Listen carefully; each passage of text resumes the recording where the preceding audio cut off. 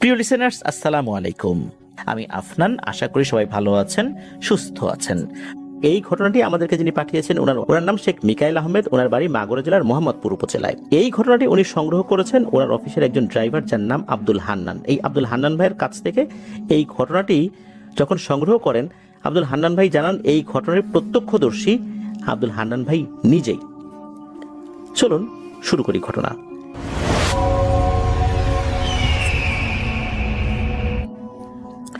সাল 2015, উনি কুমিল্লায় বিয়ে করেছেন আর কি।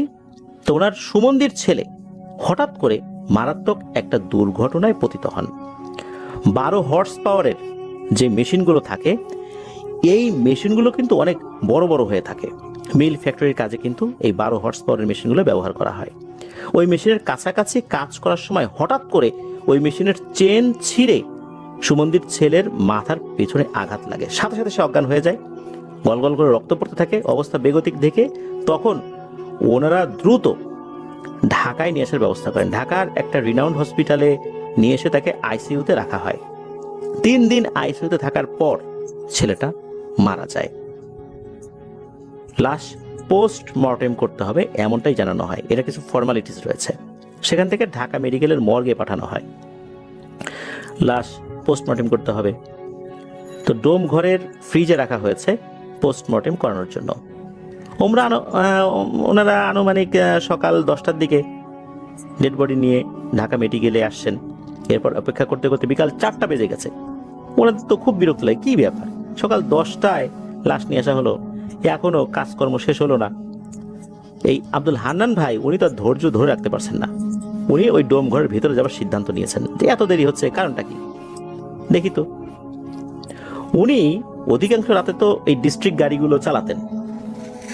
রাতের বেলা গাড়ি চালিয়ে উনি অভ্যস্ত।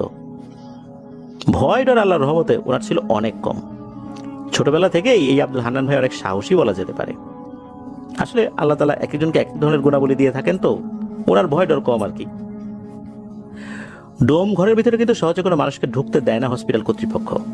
উনি কিভাবে যেন ঢুকে পড়েছিলেন। ঢোকার পর উনি ওনার সুমন্দির ছেলের লাশ খুঁজতে থাকেন। গিয়ে দেখতে পান যে সেখানে অনেকগুলো লাশ একটার উপর আর একটা রেখে দিচ্ছে এলোমেলো ভাবে। পোস্টমর্টেম করা হবে। উনি সুমন্দির ছেলের লাশ খুঁজছেন। হঠাৎ করে ওনার নজর যায় বাম সাইডে। উনি দেখতে পান একজন ডোম একটা লাশ কাটাকাটি করছে। বুকের ভেতর থেকে লাশের কলিজা, হৃৎপিণ্ড, ফুসফুস এগুলো বের করে টেবিলের উপর রাখছে। যেভাবে পোস্টমর্টেম করা হয় আর কি। একটা মুরগি কেটে ফেলার পর যেভাবে মুরগির শরীরের ভেতর থেকে নাড়ি ভুড়ি অঙ্গ প্রত্যঙ্গ বের করে ফেলা হয়, ঠিক তেমন জিনিসটা উনি দেখে বেশ অস্বস্তি বোধ করলেও ওই যে ওনার সাহস তো বেশি, এটা নিয়ে ওনার ভিতরে খুব একটা অন্য রকমের অনুভূতি হয়নি। উনি আবার সুমন্দির ছেলের লাশটা খোঁজার চেষ্টা করলেন, লাশটা পেয়েও গেছেন। পর ডোমকে জিজ্ঞেস করলেন, যাও ভাই, আপনি এখনো আমাদেরকে ছেড়ে দেন না কেন? তখন ডোম বলছে, আপনি এর ভিতরে ঢুকলেন কিভাবে? আপনার তো এখানে ঢোকার কথা না। দেখলেন না যে আমি একটা কাজ করতেছি, এখানে কি সাধারণ লোক ঢোকা ঠিক? তখন বলেন যে ভাই, আপনি আমাদের এই লাশটা একটু দ্রুত ছেড়ে দেওয়ার ব্যবস্থা করেন। তখন ওই ডোম বলছে, আচ্ছা ঠিক আছে, আমি দেখতেছি, এরপরে আপনাদের সিরিয়াল, আপনি একটু বেরোন তো ভাই, আমার চাকরিটা যাবে। তখন উনি আবার বের হয়ে আসেন। অল্প সময়ের মধ্যেই এই প্রসেসটা শেষ করে তারা। তবে যখন বাইরে বের হয়ে আসছেন তখন কিন্তু এই যে হান্নান ভাই, ওনার শরীরটায় উনি খুব একটা জোর পাচ্ছিলেন না। শরীরটা কেমন ম্যাজ ম্যাজ করছে, মাথাটা কেমন যেন ঘুরছে, এমনটা হচ্ছে। যতই উনি সাহসী ব্যক্তি হোক না কেন, এরকম ডোম ঘরের ভিতরে ঢুকে এই বিষয়গুলো দেখার পর যারা কখনো এইটা দেখে না, তাদের কাছে তো এইটা অন্যরকম লাগবে, এটাই স্বাভাবিক। উনি বেশ অস্বস্তি বোধ করছেন শরীরের মধ্যে। বেশ কিছুক্ষণ বসে থাকার পর একজন এসে বলে, সবকিছু রেডি হয়ে গেছে, আপনারা কিছু সময়ের মধ্যেই রওনা দিতে পারবেন। এর মধ্যে ঘটে আর একটা ঘটনা। এই হান্নান ভাইয়ের সামনে একজন ব্যক্তি এসে বলছেন যে উনি একজন অ্যাম্বুলেন্স ড্রাইভার। উনি বলছেন যে উনি এই ঢাকা মেডিকেলেই যে অ্যাম্বুলেন্সগুলো রয়েছে এরকম একটা অ্যাম্বুলেন্স চালান। উনি তো বলছেন আর চোখ ডলছেন। উনি তো চোখ ডলছেন আর বলতেছেন যে ভাই, আমি তো একটা বিপদে পড়ে গেছি, আমি তো অ্যাম্বুলেন্স ড্রাইভার হিসেবে নতুন চাকরি নিছি, আপনাদের মধ্যে কেউ কি গাড়ি চালাতে পারেন? যদি পারেন ভাই আমাকে একটু সাহায্য করেন, খুব বিপদে পড়ছি। তো ওইখানে তো হান্নান ভাই আছেন, উনি দেখলেন যে এই লোকটার চেহারায় খুবই ভীতিকর একটা অবস্থা বিরাজ করছে। তখন হান্নান ভাই বললেন যে কি ভাই বলেন তো সমস্যাটা কি, আমি গাড়ি চালাতে পারি, আমাকে খুলে বলতে পারেন। অনেকক্ষণ ধরে আপনাকে দেখছি যে আপনি বেশ এলোমেলো ভাবে ছোটাছুটি করছেন, এদিক যাচ্ছেন ওদিক যাচ্ছেন, সমস্যাটা কি? তখন ওই ড্রাইভার হান্নান ভাইকে কিছু ভয়ঙ্কর কথা বলতে থাকে। সে বলে যে একটা অ্যাক্সিডেন্টে মারা যাওয়া লাশ নিয়ে যেতে হবে কুমিল্লাতে। এই অ্যাম্বুলেন্সের যিনি মালিক, মহাজন বলেন আর কি তাদেরকে, যে মহাজন তো বলছে, তা আমি তো লাশ নিতে আসছি। লাশ নিতে এসে দেখি আমার চোখের সামনে সবকিছু ঝাপসা দেখায়। আমার চোখের সামনে মনে হচ্ছে লম্বা লম্বা কয়েকটা অবয়ব দাঁড়ায় আছে, কেমন যেন আমি কিছু দেখতে পাচ্ছি না, একবার এদিক যাই ওদিক যাই, কোথায় যাচ্ছে আমি নিজেও বুঝতে পারতেছি। আমার শরীরটা অনেক ক্লান্ত লাগতেছে। এখন আমার সাথে তো কোনো সহকারীও নাই, আমি এখন কি করব? লাশ তো আমার অ্যাম্বুলেন্সে এখনই উঠবে। এখন আমি এই সমস্ত কথা যদি কাউকে বলি, আমার মহাজনকে বলি, সে তো আমাকে চাকরির থেকে ছাঁটাই করে দিবে। আমি তো নতুন উঠছি, এখন আমি কি করি? আর শরীরটাও ভালো লাগতেছে না, আমাকে একটু সাহায্য করেন। যদি গাড়ি চালাতে কেউ পারেন আমি সাথে থাকবো, গাড়িটা নিয়ে একটু কুমিল্লাতে যেতে হবে। তো এই যে হান্নান ভাই, উনি চিন্তা করছেন যে আসলে অ্যাক্সিডেন্টের লাশ তো, এরকম কিছু ঘটনা তো ঘটতেই পারে। তো উনি বলেন যে ঠিক আছে ভাই, আমি যাব আপনার সাথে। যেহেতু ওই পথে ওনার বাড়ি, আত্মীয় স্বজনদেরও বাড়ি, এটা ওনার খুবই পরিচিত একটা পথ, আর একটা মানুষের যদি উপকার হয় খারাপ কি? আর ওনার সুমন্দির ছেলের লাশকে নিয়ে যাওয়ার জন্য কিন্তু লোকজন আছে, ওনার থাকাটা আবশ্যক না, মানে না থাকলেও চলবে, বিকল্প আছে। আর যেহেতু উনি ডিস্ট্রিক্ট গাড়ি চালান, ওই রাস্তাগুলোতে উনি গাড়ি চালানোতে খুবই পারদর্শী। হঠাৎ করে নতুন এলাকায় গেলে তো বিভিন্ন ধরনের ঝামেলা আছে বা হতেই পারে, রাস্তাঘাট চেনা একটা ব্যাপার থাকে। যেহেতু উনি ওই রাস্তায় কোথায় স্পিড ব্রেকার আছে এটা ওনার একটা মুখস্থর ব্যাপার হয়ে গিয়েছিল। তো হান্নান ভাই রাজি হয়ে যান, ঠিক আছে ভাই আমি যাব। তবে যেহেতু এইটা একটা অ্যাক্সিডেন্টের লাশ, সুতরাং কিছু সমস্যা কিন্তু হতেই পারে। রাতে গাড়ি চালাতে গেলে কিন্তু অনেক সাহস থাকা প্রয়োজন। এখন বলেন তো আপনি সিগারেট খান কিনা? আপনার সাথে আমি যাব, শর্ত হলো যে যতক্ষণ না পর্যন্ত বাড়ি পর্যন্ত না পৌঁছাই ততক্ষণ পর্যন্ত আমাকে একটার পর একটা সিগারেট জ্বালিয়ে দিতে হবে। আমি যখন স্টিয়ারিংয়ে বসবো এক মুহূর্তে কিন্তু চোখ আমি তো ওইভাবে ঘুমানোর জন্য বন্ধ করতে পারবো না, যেহেতু আমি গাড়ি চালাবো। আর সিগারেট যদি আমি এই অবস্থায় না খাই তাহলে কিন্তু আমার ভিতরে মরণ ঘুম চেপে বসবে। বুঝতে পারছেন নিশ্চয় আমি কি বোঝাতে চাচ্ছি? তখন একটা বলেন জি ভাই বুঝতে পারছি। তখন হান্নান ভাই বলেন যে আর ভয় পাবেন না, চলেন। তো ঠিক আছে, ওনারা যাবেন। এদিকে ওই সুমন্দির ছেলের লাশ নেওয়ার জন্য যারা এসেছিলেন তাদেরকে সবকিছু বুঝিয়ে দেন যে এক ভাই বিপদে পড়ছে, আমি আসতেছি এই কাজটা শেষ করে। তো ওনারা যখন রওনা দিয়েছেন সময়টা কিন্তু সন্ধ্যার ঠিক পরপর।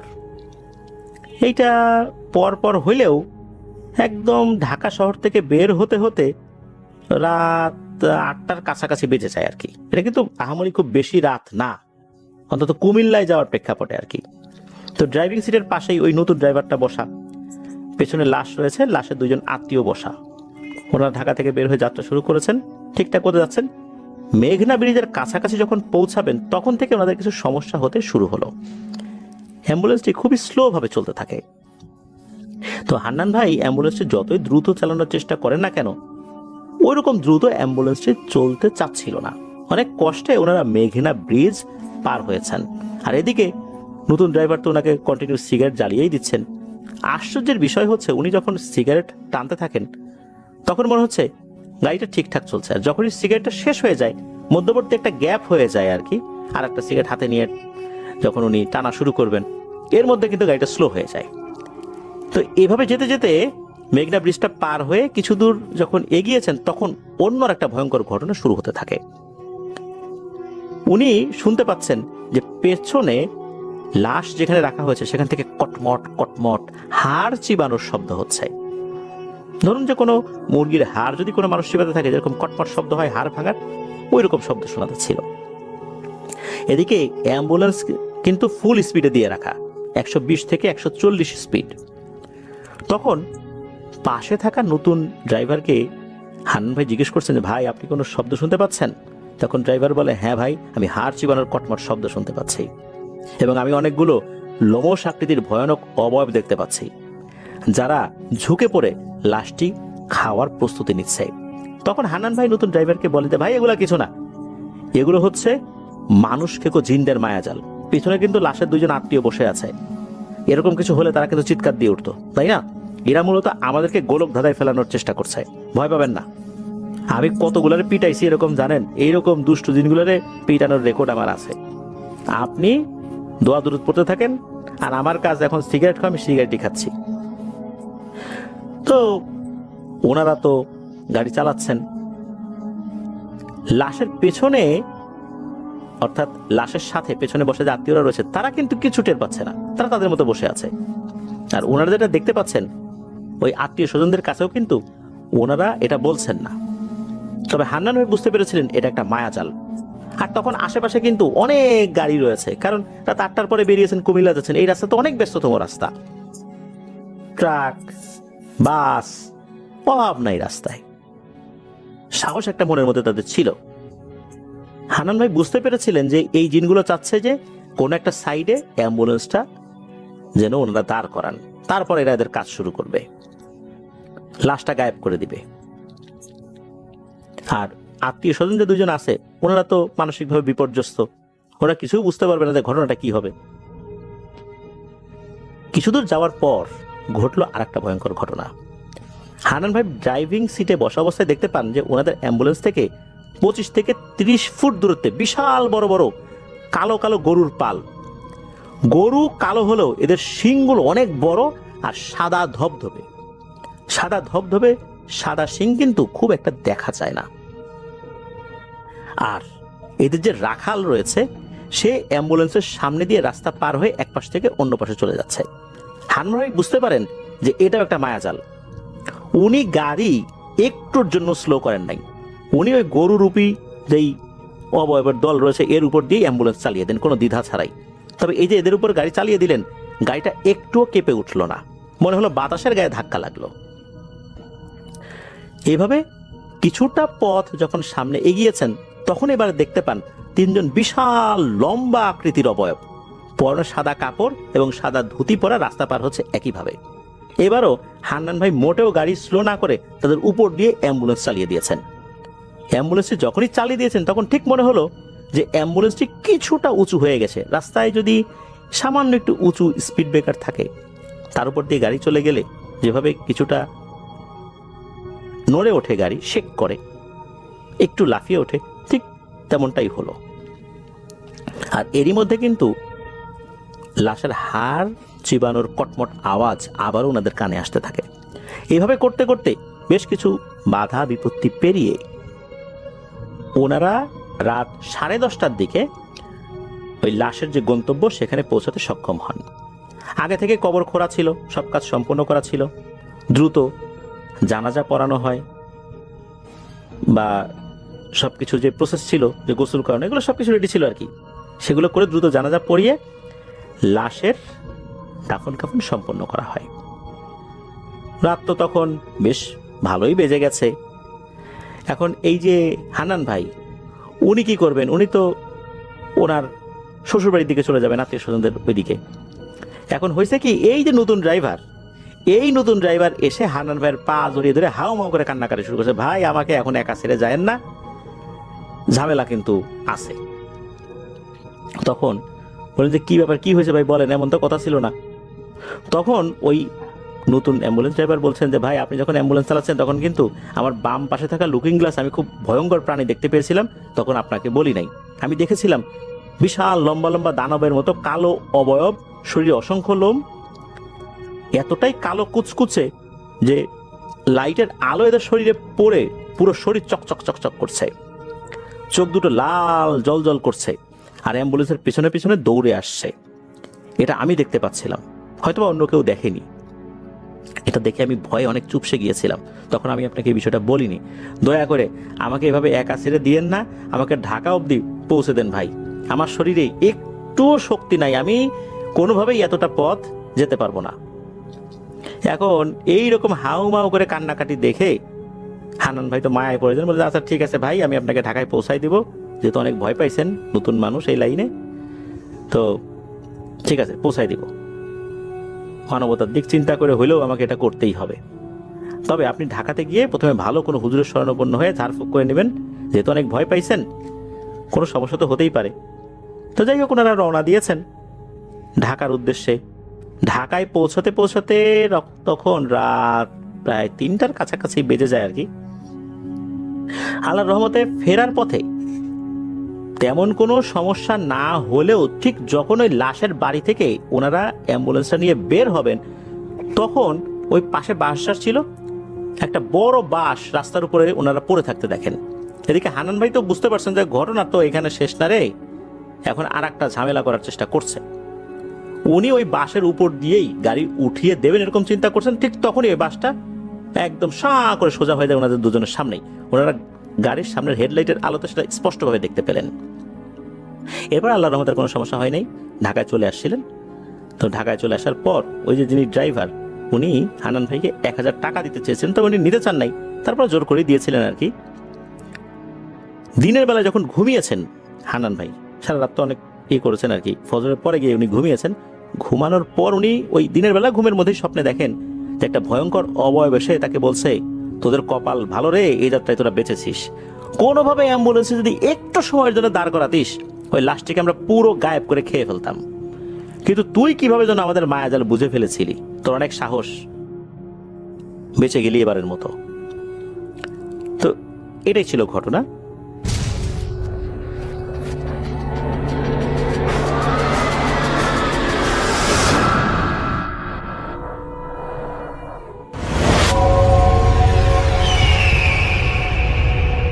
আসসালামু আলাইকুম লিসনার্স, সবাইকে আমন্ত্রণ জানাচ্ছি। আমি ডক্টর আলিফ।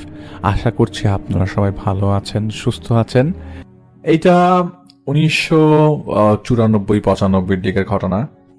রেফাত ভাই যেটা শেয়ার করেছেন, তিনি এমন একদিন একজন তার কাছে আসে হচ্ছে মসজিদ হয়ে। তো তখন তিনি বাসায় ছিলেন, আসরের ওয়াক্তে নামাজ পড়তে মসজিদের উদ্দেশ্যে রওনা হবেন।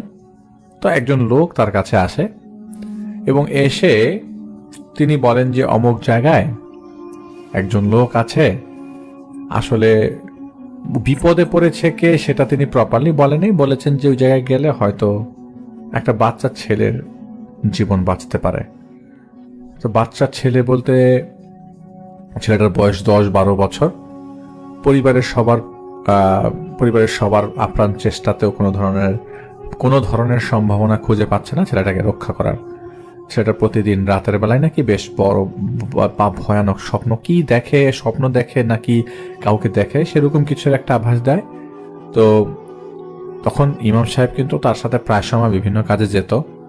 সেই ইমাম সাহেবকে নিয়ে ওই জায়গাটায় যাওয়ার কথা তাকে বলা হয়। তো ইমাম সাহেবের সাথে তিনি প্রথমে এই জায়গাটাতে সাথে যেতে রাজি হন না, কারণ আসলে তিনি ব্যাপারে কিছু জানতেন না। অন্যান্য সময় দেখা যেত যে কোনো ক্ষেত্রে কোনো একটা নিউজ আসার সাথে সাথে রেফায়েত ভাইয়ের ওস্তাদেরা তাকে নক করতো বা তাকে বলতো হ্যাঁ এই জায়গায় যাও, ওই জায়গায় যাওয়া যাবে।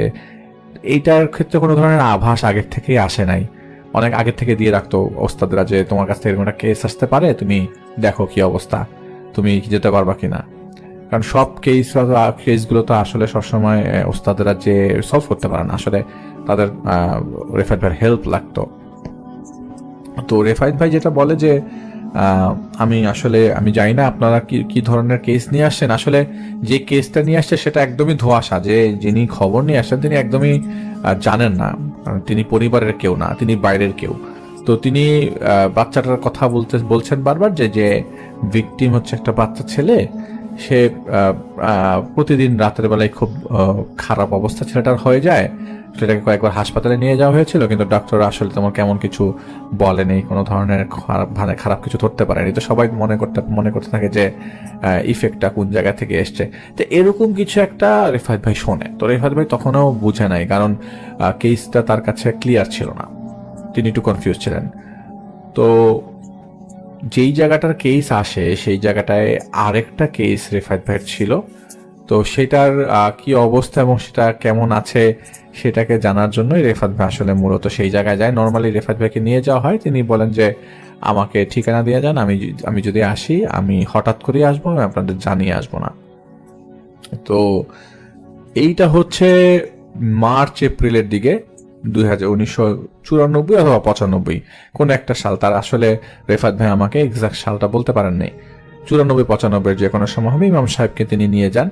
যেদিন রওনা দেন সেদিন ঢাকার থেকে রওনা দেন এবং প্রচন্ড বৃষ্টির মাঝখানে রওনা দেন। প্রথমে চিন্তা করেছিলেন যে আসলে তিনি যাবেন না, গেলে কোন ধরনের সমস্যা হয়, আর এমন বৃষ্টি, আর উনি মনে করছিলেন যে বৃষ্টির বাধা পড়লো কিনা, জানি না কি হয়। তো তিনি বৃষ্টির মধ্যেই রওনা দেন এবং রওনা দিতে দিতে তার সন্ধ্যা হয়ে যায়। বাস ছিল রাত্রে 11টায়।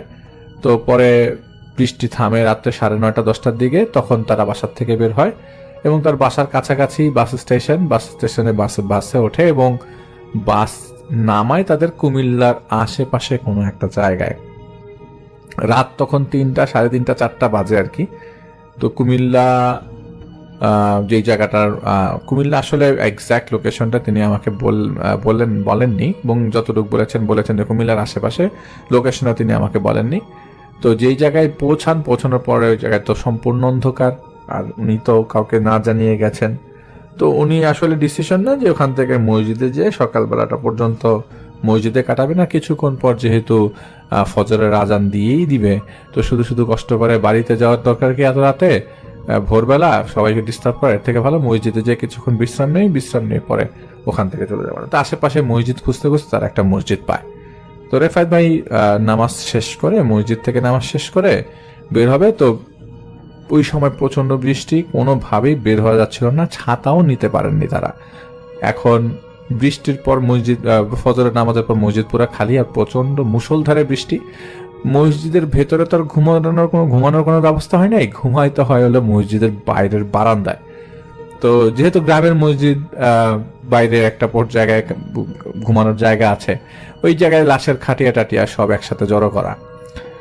সকালবেলা মক্তবের জন্য যে বাচ্চারা ছোট ছোট টেবিল, সেই ছোট ছোট টেবিলও রাখা আছে। তো রেফাত ভাইদেরকে বলা হয় যে আপনারা যেহেতু আসছেন দূর থেকে, তো এক কাজ করেন এই জায়গায় বিশ্রাম নেন, আমরা এখন চলে যাব। আর আজকে নাকি যিনি মক্তবে ক্লাস নেন, তিনি ওই হুজুরটা নাই। তো রেফাত ভাই আর ইমাম সাহেব হয়তো চুপ করে বসেছিলেন। ইমাম সাহেবের মধ্যে দিয়েছে ঘুম, কারণ ঘুম ধরেছে, অনেকক্ষণ জার্নি করেছে, ঘুম ধরেছে, ঘুমিয়ে গেছেন। তো তখন বাজে হচ্ছে সকাল 5:30, 5:45। রেফাত ভাইয়ের একটা সময় তন্দ্রা লেগে আসে, রেফাত ভাই ঘুমিয়ে যায়। আর যেই বাড়িতে যাবেন তারা আসলে কেউ জানেন না যে আসলে রেফাত ভাই যাচ্ছেন। আর এটা এমনও না যে ঘটা করে যাচ্ছে অথবা 2-1 দিনের মধ্যে গেছে না, সেই লোক আসার অ্যাটলিস্ট 25 থেকে 27 দিন পরে রেফাত ভাই সেই জায়গাটায় যায়। যেহেতু ঠিকানা দিয়ে গিয়েছিল আর রেফাত ভাইয়ের সাথে সাথে যায় নাই, ওইখান থেকে কেউ কন্ট্যাক্টও করে নাই রেফাত ভাইয়ের সাথে। তো রেফাত ভাই ওই বাড়িতে যাওয়ার আগ মুহূর্তে ওই বারান্দায় বিশ্রাম নিচ্ছিলেন। ঘুমানোর মধ্যেই, তন্দ্রা লাগার মধ্যে, তিনি তন্দ্রার মধ্যে একটা জিনিস দেখে যে তিনি পাহাড়ের উপরে, রেফাত ভাই বলে যে আমার পরিষ্কার মনে আছে স্বপ্নটা এরকম যে, তো আমি তন্দ্রা লেগে গেছে, আমি পাহাড়ের উপর থেকে পিছলে পড়ে গেছি। আর উনি যে পিছলে পড়ছে, উনি হঠাৎ করে দেখেন যে তিনি একটা গাছের ডালের সাথে ঝুলে আছে, ওনার পায়ের সাথে কিছু একটা পেঁচিয়ে আছে, এবং যেই জিনিসটা পেঁচিয়ে আছে সেটা একটা সাপটা ওনার পাটা ধরে রেখেছে, এবং উনি ঝুলে আছে গাছের সাথে। উনি পাহাড় থেকে পিছলে পড়ানে হঠাৎ করে তার ঘুম ভেঙে যায়। ঘুম ভাঙে একজনের স্পর্শে। তো ঘুম ভাঙার পর দেখে ইমাম সাহেব বলে যে চলেন, সকাল 9টা বাজে, বাড়িতে যাওয়া যাক, যে বাসায় সমস্যা, আপনার কাছে তো ঠিকানা আছে তাই না, চলেন, আপনি তো ঠিকানা নিছেন। তো বলে যে হ্যাঁ ঠিকানা আছে। তন্দ্রা লাগার সাথে সাথে এতক্ষণ হয়ে গেছে, ঘুমাবে, এটা রেফাত ভাই চিন্তা করেন। বৃষ্টি তখনও পড়ছিল, আসলে ওই সময়টায় বেশ বৃষ্টি, আর আগের দিন রাতের বেলা কালবৈশাখী ঝড় হয়েছে। ঝড় মানে কালবৈশাখীর মতোই ঝড়, তো প্রচন্ড ঝড় হয়েছে। তো রেফাত ভাই ইমাম সাহেবের সাথে পরে হাঁটা দেয়, একটা পর্যায়ে হাঁটতে পারে না, পরে সেখান থেকে ভ্যানে করে, রিক্সায় করে, তখন তার এরকম অটো ছিল না, আর রাস্তাঘাট ছিল কাঁচা, পাকা রাস্তা। এখন তো সব জায়গায় পাকা রাস্তা, তখন পাকা রাস্তা ছিল না, কাঁচা রাস্তা। তো কাঁচা রাস্তার মাঝখান দিয়ে হেঁটে একটা পর্যায়ে রিক্সা, ভ্যান এরকম করে প্রায় 9.5 মাইল রাস্তা তাকে পাড়ি দিতে হয় সেই মসজিদ থেকে। রেফাত ভাই বলে যে ভাই মজার কষ্ট যে আমি যেই জায়গায় নামলাম সেই জায়গা থেকে আমাকে সেই বাড়ি পর্যন্ত যেতে 9.5 মাইল রাস্তা। গ্রামের 9.5 মাইল অনেক রাস্তা, ক্ষেতের মাঝখান দিয়ে হেঁটে যে আবারও একটু রিক্সা, আবার একটু ভ্যান, সেখানে রিক্সা চলে না, কাঁচ মাটির রাস্তা, কিছু জায়গায় হচ্ছে ইটের রাস্তা, খুব মানে একদম গহীন অরণ্যের ভিতরে বাসা, এরকম অবস্থা। তো উনি যখন বাড়ির কাছাকাছি পৌঁছায় 2-2.5 ঘন্টা 3 ঘন্টার মতো লেগে যায় আর কি। তো তখন জোহরের আজান দিবে অবস্থা। তো বাড়ির ছেলেপেলেরা সব দেখে যে পুকুরে গোসল টোসল করছে। তো উনি যখন বাড়ির মধ্যে পৌঁছায়, বাড়িটা হচ্ছে দোতলা বাড়ি, নিচতলা পুরাটা হচ্ছে পাকা, উপরে পাকা অংশ, অর্ধেক অংশ ছাদ, অর্ধেক অংশ খোলা। সেই বাড়িটা সেই এলাকার মধ্যে বেশ নাম করা একটা বাড়ি, অনেক মানুষের সমাগম। কি রে ভাই, রেফায়েত ভাই তো পুরা তাজ্জব হয়ে গেল যে অনেক মানুষের সমাগম, কাহিনী কি, ঘটনা কি? ঘটনা খুবই গভীর, কিন্তু আসলে যেই বাড়িতে তিনি আসছেন বা যেই সমস্যার জন্য আসছেন সেটা আসলে ওই মুহূর্তে কোনো কিছু মাথায় রেফায়েত ভাই ঢুকছিল না। যে বাড়িতে গেছেন সেই বাড়িতে দেখেন যে বাড়ির সামনে একটা উঠানের মধ্যে প্রচুর মানুষ, একটা লোক টেবিলের মধ্যে বসে বসে সবার কাছ থেকে 2 টাকা করে নিচ্ছে। তো উনি আসলে বুঝেননি যে 2 টাকা করে নিচ্ছে এটাকে। আমি আসলে ঠিকানাটা এক্স্যাক্টলি বলছি না, কিছু জিনিসের বাধ্যবাধকতা আছে। রেফাত ভাইও বলেছেন যে তিনি বলবেন না, তো বলেননি তিনি, এখন আর সেটা নাই। তো জাস্ট এতটুকু বলি যে সেটা হচ্ছে একজন কবিরাজের বাড়ি। রেফাত ভাইয়ের তো আসলে বাড়ি চিনতে সমস্যা হলো না, সে রেফাত অলমোস্ট মাথা চুলকাচ্ছে যে আমি আসলে কোথায় আসলাম। এত মানুষ, ভিড়ের যন্ত্রণায়, কেউ গাছের নিচে বসে আছে, একটা ছাউনি করা আছে, সেই ছাউনির মধ্যে বসে আছে, কারো হাতে খাসি, কারো হাতে মুরগি, মানে কারো হাতে লাউ, বাড়ির লাউ, এই সেই পুরা এলাহি কাণ্ড। পুরা ওঠানে কমপক্ষে 150 থেকে 200 মানুষ একজন করে সিরিয়ালি ঢুকছে। আর ওই বাড়িটার মধ্যে, যেটা পাকা বাড়ি, সেইখানে কেমন একটা গালিচা টাইপের কিছু একটা দেওয়া। রেফাত ভাই বললেন যে আমার দেখলাম যে বাড়ির উত্তর দিকে একটা ঘর আছে, যেই ঘরে একজন করে ঢুকছে, এবং সেই ঘরের মধ্যে বাইরের থেকে মনে হলো যে ভিতরের যে জানালাটা, ওই বাইরে যে জানালাটা আছে সেখান দিয়ে কেউ একজন কাউকে বাতাস করছে। তো রেফাত ভাই আসলে উৎসুক জনতার মতোই, আসলে রেফাত ভাইকে যিনি খবর দিয়েছেন বা রেফাত ভাইকে যিনি খবর দিয়ে নিয়ে গেছেন, তার ওই জায়গায় যে উপস্থিত থাকবার কথা, এটাও রেফাত ভাই এক্সপেক্ট করছিলেন, কিন্তু ওখানে ওই যিনি খবর দিয়েছেন তিনি নাই। পুরা বাড়ির মধ্যে মানুষজন। তো রেফাত ভাই খুব সাধারণ দর্শক হিসেবেই সে জায়গায় গেছেন। তো রেফাত ভাই বলছেন যে উনি খালি এতটুক দেখতে পাচ্ছিলেন, এই জোহরের ওয়াক্তেই আজান দিচ্ছে কিন্তু কারো কোনো ভ্রুক্ষেপ নাই। একটু পরে একজন লোক দাঁড়িয়ে পশ্চিম দিকে মুখ করে নিজে খালি মুখে আজান দিলেন। ভিতরে একটা ছোটখাটো মসজিদ আছে। মসজিদ বলতে হচ্ছে টিন শেডের ঘর, যেখানে নামাজ হয়। যারা আসে তারা হচ্ছে অনেকটা পীর বাবা বা কবিরাজের মুরিদ বা কিছু একটা, কবিরাজের কাছে আসছে সলিউশনের জন্য। সেই জায়গায় কিছু জায়গায় জামাতও হয়। তো রেফায়েত ভাই আসলে সত্যি কথা সেই জায়গায় জামাতের জন্য দাঁড়ান, নামাজ কালাম শেষ করেন, এবং যিনি নামাজ পড়ান তাকে জিজ্ঞেস করলেন যে ভাই এটা কি কার বাড়ি, এটা আমাকে একটু বলবেন, এটা কার বাড়ি? আমি এই ঠিকানায়, এই বাড়িতে একজনকে খুঁজছিলাম, এই বাড়ির মানে এই লোকটাকে আমি কোথায় পাবো? তো তিনি বললেন যে উনার নাম, উনি তো আমাদের বাবা, উনি তো আমাদের বাবা। বলে বাবা মানে? বলে যে এটা তো ওনারই বাড়ি, উনি বাবা, উনি অনেক বড় পীর, অনেক বড় কবিরাজ। তো আপনার কি সমস্যা? রেফায়েত ভাই, এখন আপনাদের নিশ্চয়ই একটু শুনতে ডিফারেন্ট লাগছে। রেফায়েত ভাই বললেন যে আসলে আমি একটা অন্য কাজে আসছিলাম, আমার সাথে কি ওনার দেখা করানো সম্ভব? যে পরিমাণ মানুষ দেখলাম তাতে তো মনে হলাম ওনার অনেক মুরিদ আছে। বলে হ্যাঁ, ওনার অনেক মুরিদ, এবং এইসব মুরিদরা দূর দূরান্ত থেকে আসছে।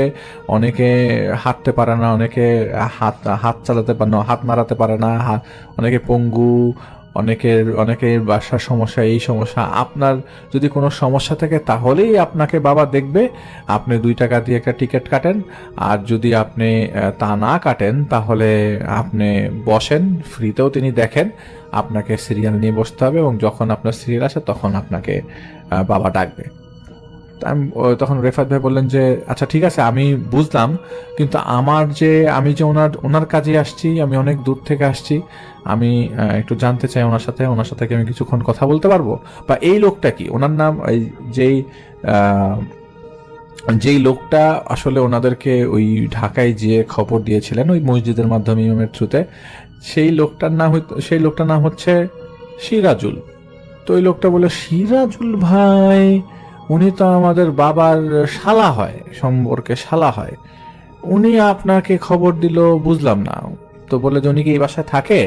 বলে যে উনি এই বাসায় থাকে, উনি একটু দূরে থাকে এখন, উনি তো এই বাসায় মাঝে মধ্যেই আসে, কিন্তু এই বাসাতে তো এই কয়েকদিন আমি ওনাকে দেখি নাই। ওনার বাড়ি তো এই বাসা এখান থেকে আরো দূরে, এখান থেকে মেলা দূরে, 20 মাইল দূরে এখান থেকে ওনার বাড়ি, তো উনি তো এর মধ্যে আসে নাই। বলে যে ওনাকে কি কোনোভাবে খবর দেওয়া সম্ভব? বলে যে খবর দেওয়া সম্ভব, কিন্তু এখনই সম্ভব না। কিন্তু তখন রেফাত ভাই বলে যে তাহলে আপনি আমাকে বাবার সাথেই একটু দেখা করায় দেন, আমি বাবার সাথে কথা বলে চলে যাবো, দরকার হয় আমি লাইভ থাকলাম, কিন্তু আপনি আমার খবরটা পৌঁছান, বলবেন যে ঢাকা থেকে রেফায়েত নামে একজন আসছেন, যিনি আপনার সাথে দেখা করতে চান, এবং এই জায়গায় কি এরকম কোনো ছেলে আছে কিনা। ছেলেটার নাম আব্দুল্লাহ, এই আব্দুল্লাহ নামে কোনো ছেলে আছে কিনা। তখন ওই লোক কাগজটা হাতে নিয়ে, ইমাম সাহেব লিখে দিলেন, কাগজটা হাতে নিয়ে গেলেন, এবং 10 মিনিটের মাথায় রেফায়েত ভাইকে সেই পীর সাহেব ডেকে পাঠালেন। পীর সাহেব যখন ডেকে পাঠালেন, রেফায়েত ভাই পীর সাহেবের রুমে ঢুকলেন, তখন প্রচুর মানুষ, তপ্ত রোদ, মানুষজন অপেক্ষা করছে, বৃষ্টি নাই, রোদ উঠেছে, তপ্ত রোদ, মানুষজন অপেক্ষা করছে। লাস্ট কয়েকদিন যাবৎ তুমুল বৃষ্টির পর এই রোদটা অনেকদিন পর সবাই দেখা। তো সবার অপেক্ষা, এবং সবাইকে ডিঙিয়ে রেফাত ভাই চলে যাচ্ছে। তো অনেকে আটকায়, আপনি সিরিয়াল চালা যাচ্ছেন কেন, আপনার কি এখন সিরিয়াল নাকি, আমার সিরিয়াল এখন, এই সেই প্রচুর অনেক কিছু। রেফাত ভাই দেখলেন যে রেফাত ভাইয়ের পেছনে পেছনে অনেকগুলো সাপ এগিয়ে আসছে, কালো সাপ। রেফাত ভাই জাস্ট পিছনে তাকালেন, এতগুলা মানুষের ভিড়, তার চোখের মধ্যে সেই সাপগুলা নজরে পড়লো। মনে হলো যে এক একটা সাপ হচ্ছে 40-50 ফিট লম্বা। এই সাপগুলো তাকে ফলো করছে, এবং যেই সাপের মাথা তার পেছনে তাকে ফলো করে আসছে, সেই সাপের লেজ রেফাত ভাই দেখতে পাচ্ছে না। রেফাত ভাই এতটুকু খেয়াল করলেন জাস্ট। তখন অলরেডি জোহরের ওয়াক্ত শেষ করার পরে অলরেডি দুপুর 2:30 বাজে, 2:30-3টা বাজে। তো রেফাত ভাই বললেন যে আমি যখন ওনার ঘরে ঢুকবো, ঘরে ঢোকার সাথে সাথে আমি পেছনে তাকানোর পর আর সাপটাকে দেখলাম না। তো আমি বুঝলাম যে সাপটা আমাকে ফলো করছিল, অথবা সাপটা এখানে আছে, আমাকে দেখার পর রেগে গেছে। রেফাত ভাই ঘরের ভেতরে ঢুকলেন, ঢুকে দেখলেন যে 2 জন পুরুষ, যে প্রায় লম্বায় 5.5 ফিট, 6 ফিট, 5.5 ফিট, 5 ফিট, 5.5 ফিটের মতো লম্বা। তারা 2জনই সবুজ কালারের পাঞ্জাবি পরা, এবং 2জনই একটার মাঝখানে মুরব্বী, যার বয়স কমপক্ষে 55 থেকে 60 বছর হবে, তাকে বাতাস করছে, এবং সেই লোকটা চুপ করে তসবিহ গুনছে এবং চোখ বন্ধ করে রেখেছে। রেফাত ভাই সামনে যেয়ে বসলেন, বললেন যে আপনার নাম কি অমুক? আমি তো জানি না এটা পীর বাড়ি বা কবিরাজের বাড়ি, আমি বুঝি নাই আর কি, আসলে আমি তাহলে পরে আসতাম, আমাকে তো ঢাকাতে সিরাজুল নামক এরকম একটা লোক খবর দিয়েছিল, আপনি এখানে আব্দুল্লাহর বাবা, নিশ্চয়ই আপনি। তা আমি আব্দুল্লাহর ব্যাপারে আপনার সাথে কথা বলতে আসছি। তো উনি দেখলেন, রেফাত ভাই দেখলেন যে পীর সাহেবের ঘুম ভাঙলো, পীর সাহেবের চোখ খুললো। পীর সাহেব বললেন যে আমি আপনার অপেক্ষায় ছিলাম। রেফাত ভাই বললেন আপনি আমার অপেক্ষায় ছিলেন না, আমি কে আমার অপেক্ষায় থাকে সেটা আমি ভালো করে জানি। আপনি এখনো আমাকে মনে করতেছেন আমি আপনার রুগী, আসলে আমি আপনার রুগী না। বাইরে আপনার প্রচুর রুগী অবস্থান করছে, আমি আপনার কাছ থেকে 2 মিনিট সময় নিব, এর মধ্যে আমি চলে যাব। জাস্ট আমি এতটুকু জানতে চাচ্ছিলাম যে আপনার ছেলের বয়স কি 12 বছর, এটা আমি শুনেছি। আর আপনার ছেলে, যতটুকু আমি আপনার শ্যালকের কাছ থেকে খবর পেয়েছি, আপনার ছেলে প্রায় সময় রাতের বেলা অজ্ঞান হয়ে যায়। তো আপনি পীর সাহেব হয়ে সেটা কিভাবে সম্ভব হয়? আপনি কি কোনো আমল টামল কম করছেন নাকি? বুঝলাম না। আপনি আমাকে দেখে চোখ খুললেন, আমার তো মনে হয় না আপনি লাস্ট 1-2-3 ঘন্টা যাবত ধ্যান থেকে চোখ খুলছেন। আমাকে দেখে চোখ খুললেন কেন? তো রেফায়েত ভাইয়ের প্রশ্নে মোটামুটি পীর সাহেব বিব্রত অবস্থায় পড়ে গেছে।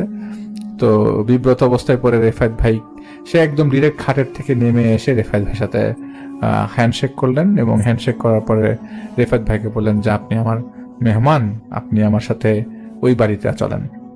তো রেফায়েত ভাইকে নিয়ে তিনি বের হয়ে যান। পুরা বাড়ি ভর্তি মানুষজন সবাই একটু অবাক হয়ে তাকিয়ে থাকে যে এই লোককে নিয়ে কোথায় যাচ্ছে। তো ফার্স্ট অফ অল রেফায়েত ভাই বললেন যে দেখেন, আমি আপনার বাড়িতে কোনো ধরনের কাজ করতে পারবো না, আমি জাস্ট ছেলেটার সাথে দেখা করতে যাচ্ছি, ছেলেটার সাথে দেখা করে আমি চলে যাব। আমি দেখলে বুঝতে পারবো ছেলেটার কি অবস্থা। আমি আপনার বাড়িতে যাব না, আমি আপনার বাড়িতে খেতে পারবো না, কারণ কিছু খাবারের মধ্যে আমার অ্যালার্জি আছে, আর আপনার খাবারের মধ্যে আমার অ্যালার্জি মনে হয় একটু বেশি, কারণ আমি আপনাকে দেওয়া এই গরুর মাংস, খাসির মাংস খেতে পারবো না। আমি তো মোটামুটি শিওর আপনার কাছ থেকে, আপনি এইসব মানুষের কাছ থেকে জিনিসপত্র পাওয়া জিনিস রান্না বান্না করেছেন, সেটা আমার গলা দিয়ে নামবে না। বেটার আপনি আমাকে আপনার ছেলেটাকে দেখান, যেহেতু আমি এত দূরে আসছি, আমি আসলে আরেকজনকে দেখতে আসছিলাম, তার ফাঁকে আমি আপনার ছেলেটাকে দেখে যাব। আর সর্বপ্রথম আপনাকে জিজ্ঞেস করব যে আপনি আপনার ছেলের ব্যাপারে কি কি জানেন, পরে আমি আপনাকে ছেলেটাকে দেখছি। বলে যে আমার ছেলেটা তো উপরে আছে, ঘুমাচ্ছে, আপনি আমার ঘরে বসেন। বলে না, আমি আপনার ঘরে বসতে পারবো না, আমি খুব খুব বেশি হলে আমি আপনার উঠানে বসতে চাই। তো বলে যে ঠিক আছে, আপনি আমার উঠানে আসেন। তো এর মধ্যে সব রোগীদেরকে, যেসব মানুষজন বীর বাবার সামনে মানে উঠানে বসেছিল, তাদের সবাইকে আরেক পাশে নিয়ে যাওয়া হলো, এবং পীর সাহেবের সাথে কথা বলা শুরু করলো। তো উনি বললেন যে বলেন, আপনি আমাকে বলেন কি সমস্যা ছেলের, এবং ছেলের সমস্যা শোনার পরে ছেলেকে দেখব, দেখে বলে দিব কি করতে হবে। যতটুকু মনে হচ্ছে এই বাড়িতে আমি এখনো কিছু দেখি নাই, তবে এই বাড়িতে আপনার কাছ থেকে জানতে চাই আপনারা কিছু দেখেছেন কিনা। বলে যে আমরা প্রতিদিন একটা সাপ দেখি, আমাদের ভোরবেলা আমাদের দরজার পাশে একটা সাপ সবসময় পেঁচিয়ে থাকে। এই সাপটা যে একটা প্যাচ থাকে আমার ঘরের সামনে, এরপরে আরেকটা প্যাচ থাকে হচ্ছে আমার ছেলের ঘরের সামনে। আমরা বাসের রুম থেকে বের হলেই আমি প্রতিদিন সাপটাকে দেখি, দরজাটা কিছুক্ষণ খোলা রাখলে সাপটা আমার এখান থেকে চলে যায়। তিনি বললেন, রেফাত ভাই জিজ্ঞেস করলেন আর কি দেখেন। বলে যে সর্বপ্রথম সাপটা দেখেই আমাদের শুরু। আমরা প্রায় বছর খানেক আগের থেকে এই সাপটা দেখা শুরু করি, এবং সাপটা দেখার পর আমরা কয়েকদিন পরে যখন সাপটা দেখছিলাম, মাসখানেক পর প্রতিদিন যে সাপটা আসতো তা না, সাপটা আসতো প্রতি বৃহস্পতিবার।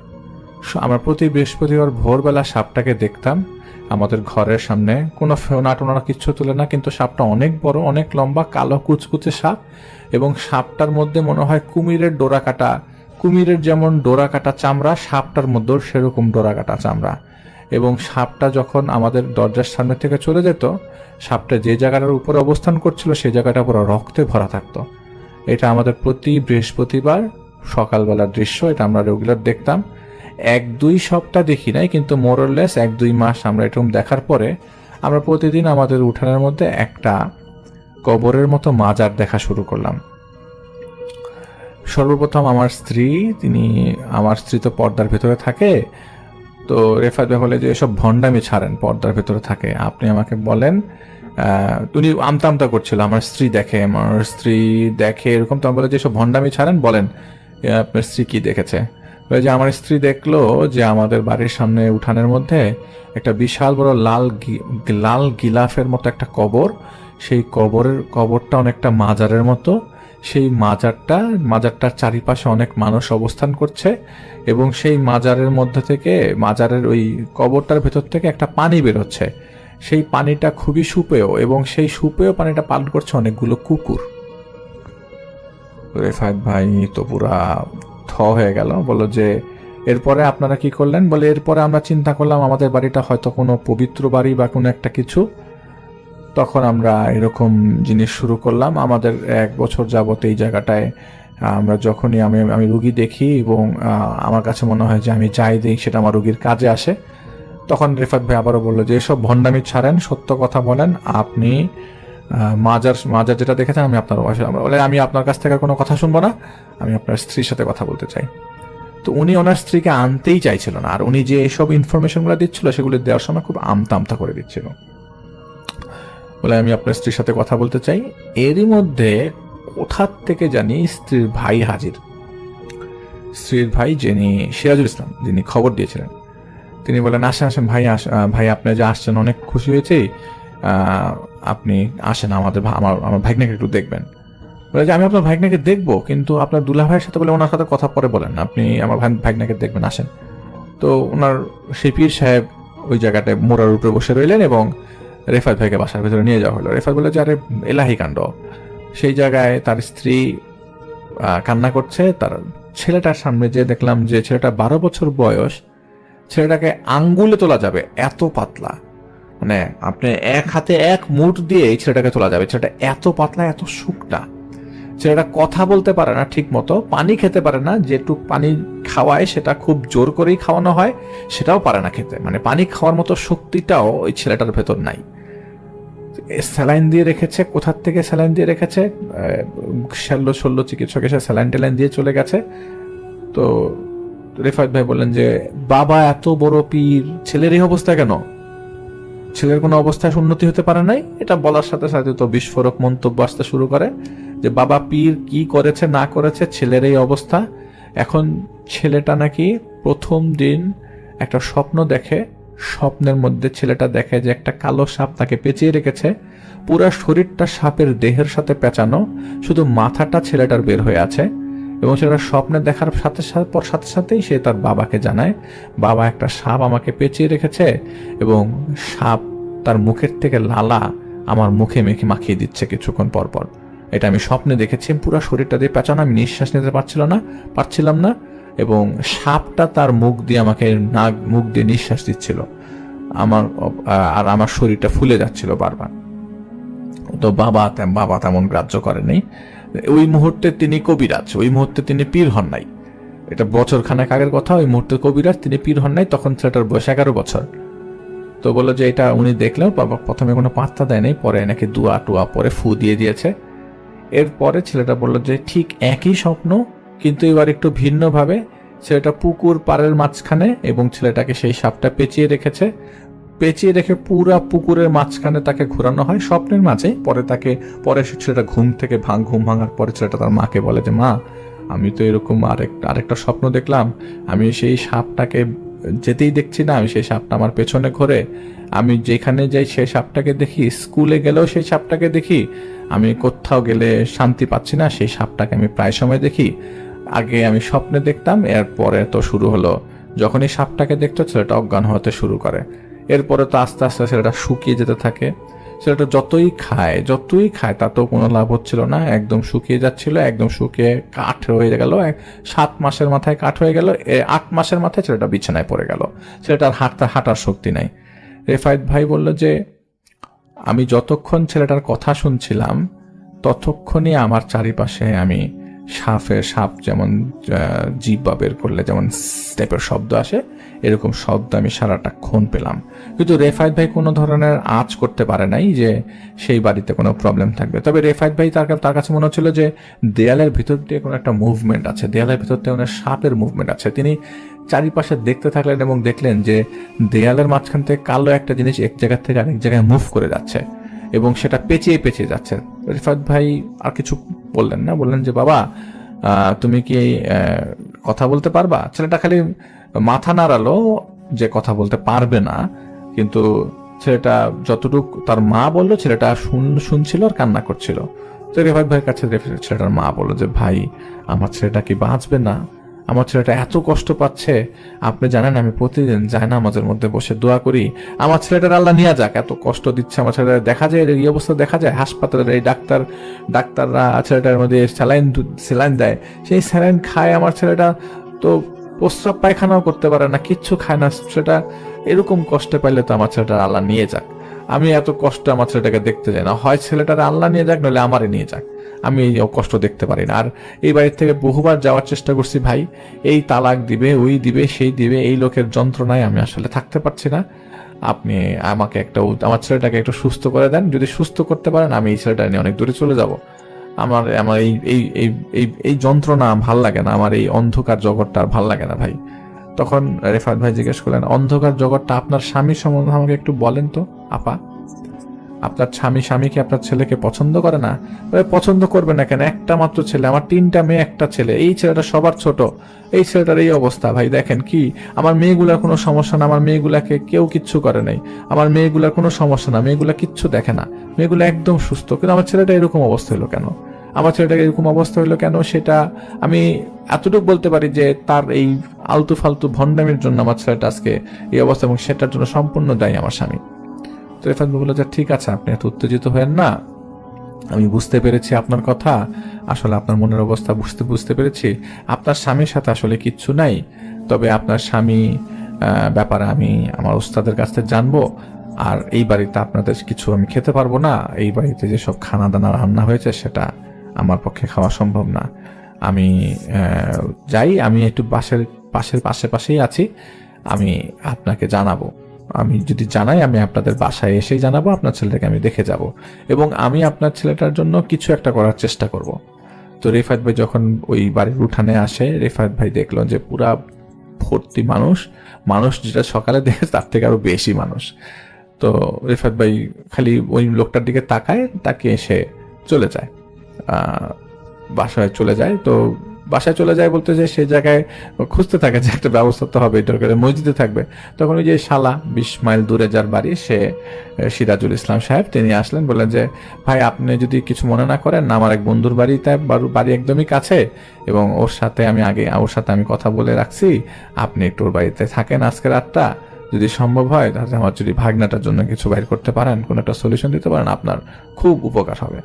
বলে যে সলিউশন তো বের করতে পারবো, কিন্তু এই বাড়িতে আমি যে এই ধোঁয়া, যে কালো সাপ দেখলাম, সেটার কি করব? আমি তো সেই টেনশনে আছি। আচ্ছা ঠিক আছে, আমি রাতের বেলা যদি আমি ওস্তাদদেরকে ডাইকে নিয়ে আসতে পারি, আমি তার সাথে কথা বলে দেখব। তো ওই বাড়িতেই, বন্ধুর বাড়িতে, সেই বাড়িতে তাকে প্রচন্ড আপ্যায়ন করা হয়, এবং অচেনা বাড়ি, যে বাড়িতে আসলে কোনো কাজ না, কিচ্ছু না, কিন্তু সেই বাড়িতেই রেফায়েত ভাইকে প্রচন্ড আপ্যায়ন করা হয়। ওই বাড়িতে যিনি আপ্যায়ন করেছেন তিনি হচ্ছেন সিরাজুল সাহেবের বন্ধু, এবং বন্ধুর স্ত্রী প্রচন্ড আপ্যায়ন করে, এবং তাদের বাচ্চা কাচ্চাও খুবই ভালো।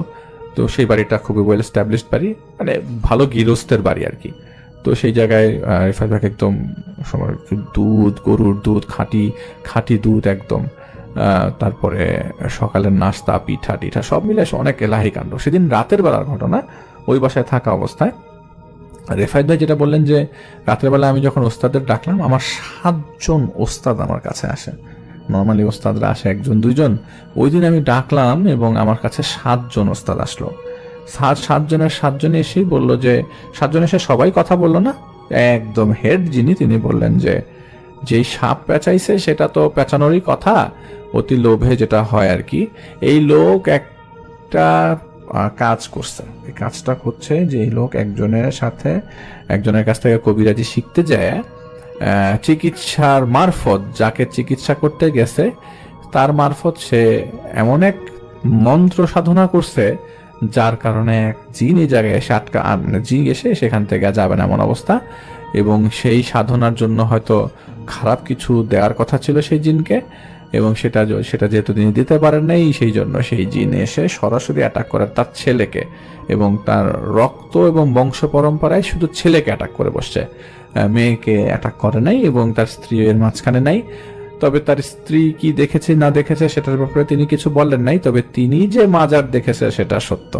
সেই মাজার দেখার পরেই তিনি আসলে পীর বনে গেছেন, কিন্তু ওই পীরের মাজারের ভেতর থেকে নাকি কুকুর পানি আসছিল, সেটা নাকি কুকুর খাচ্ছে, সেটাও সেই কুকুর হচ্ছে সেই জিন, এবং সেই মাজার হচ্ছে সেই জিনের দেখানো মাজার। আসলে তাকে বিভ্রান্ত করা হচ্ছে এবং তাকে দিয়েই খারাপ কাজ করানো হচ্ছে।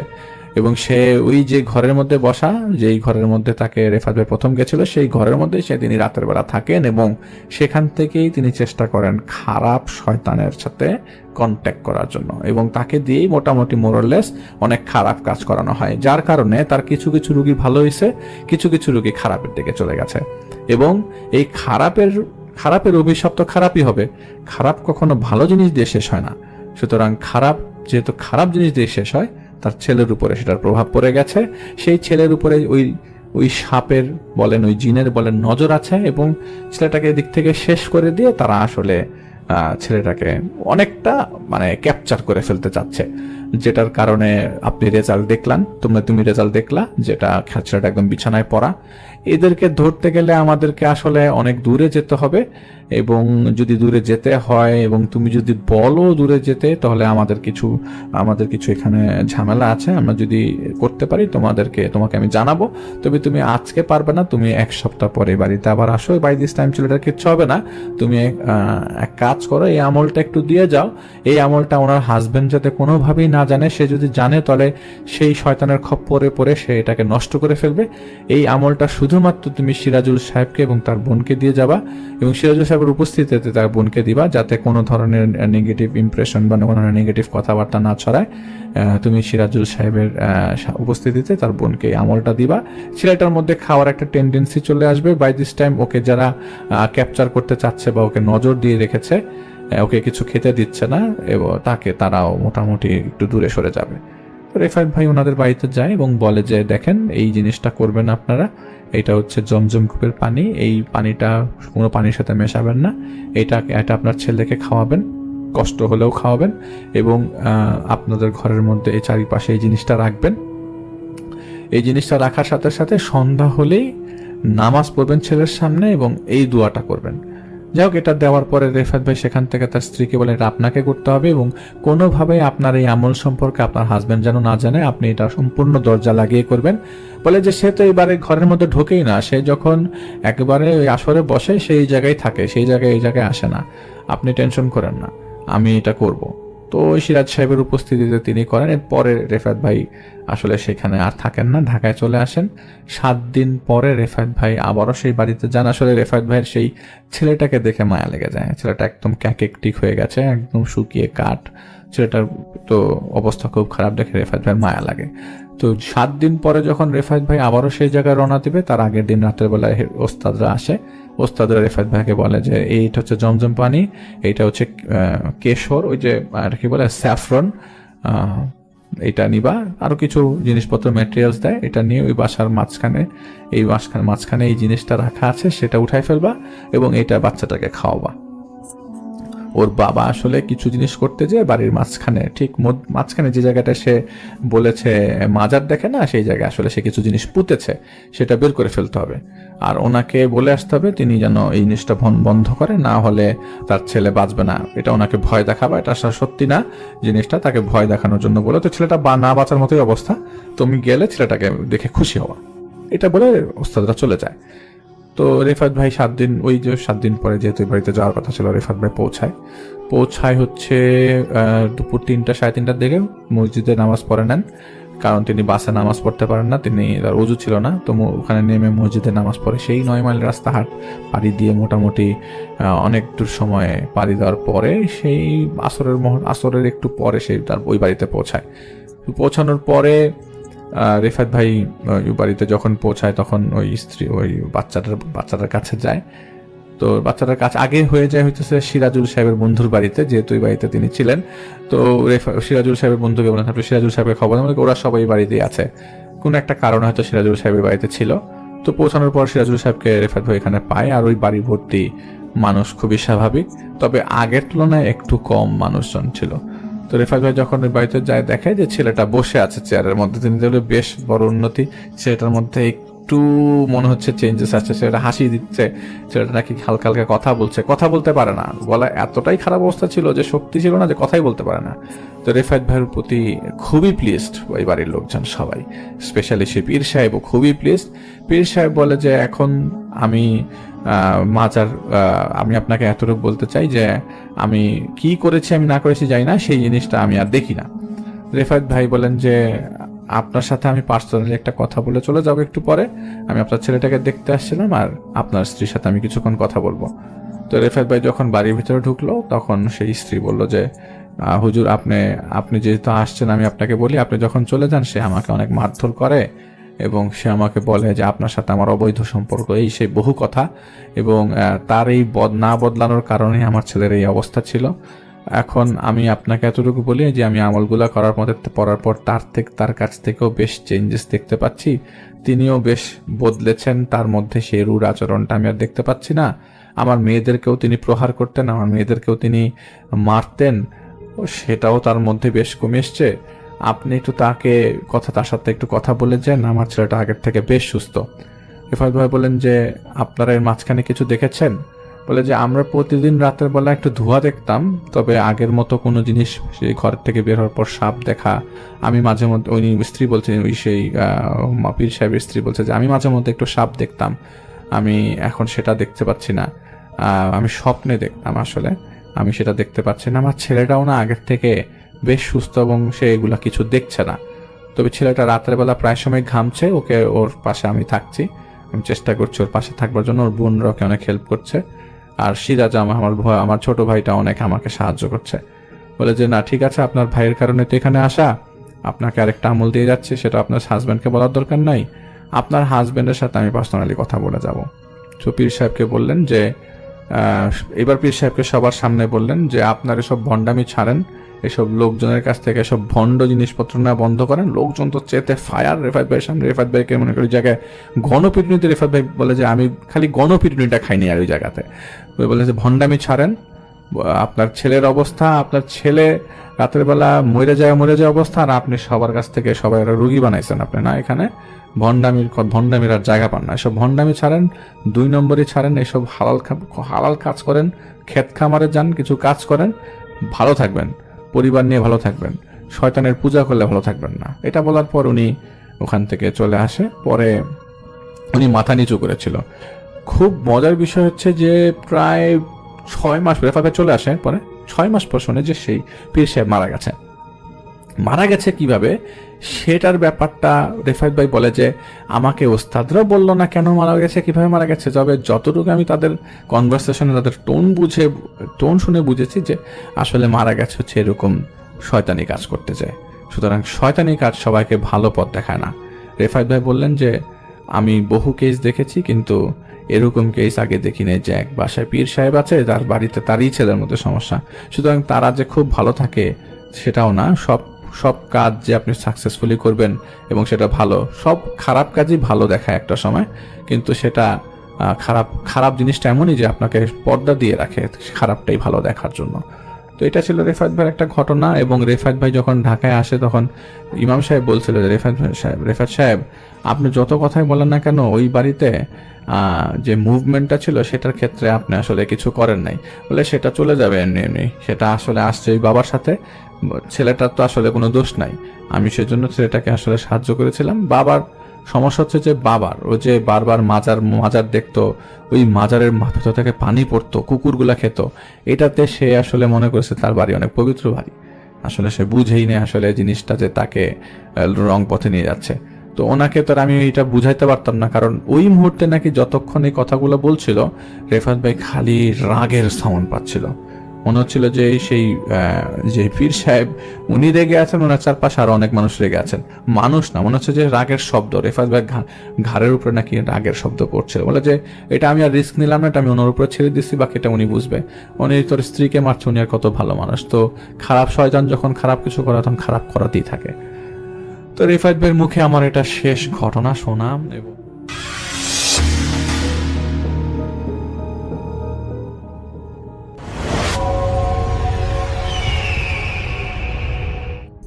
হ্যালো লিসনার্স, হ্যালো রাসেল ভাই, আসসালামু আলাইকুম। আশা করি সবাই ভালো আছেন আর ভালো দলেই আছেন। আমার নাম রিপন, আমি লালমাট থেকে বলতেছি।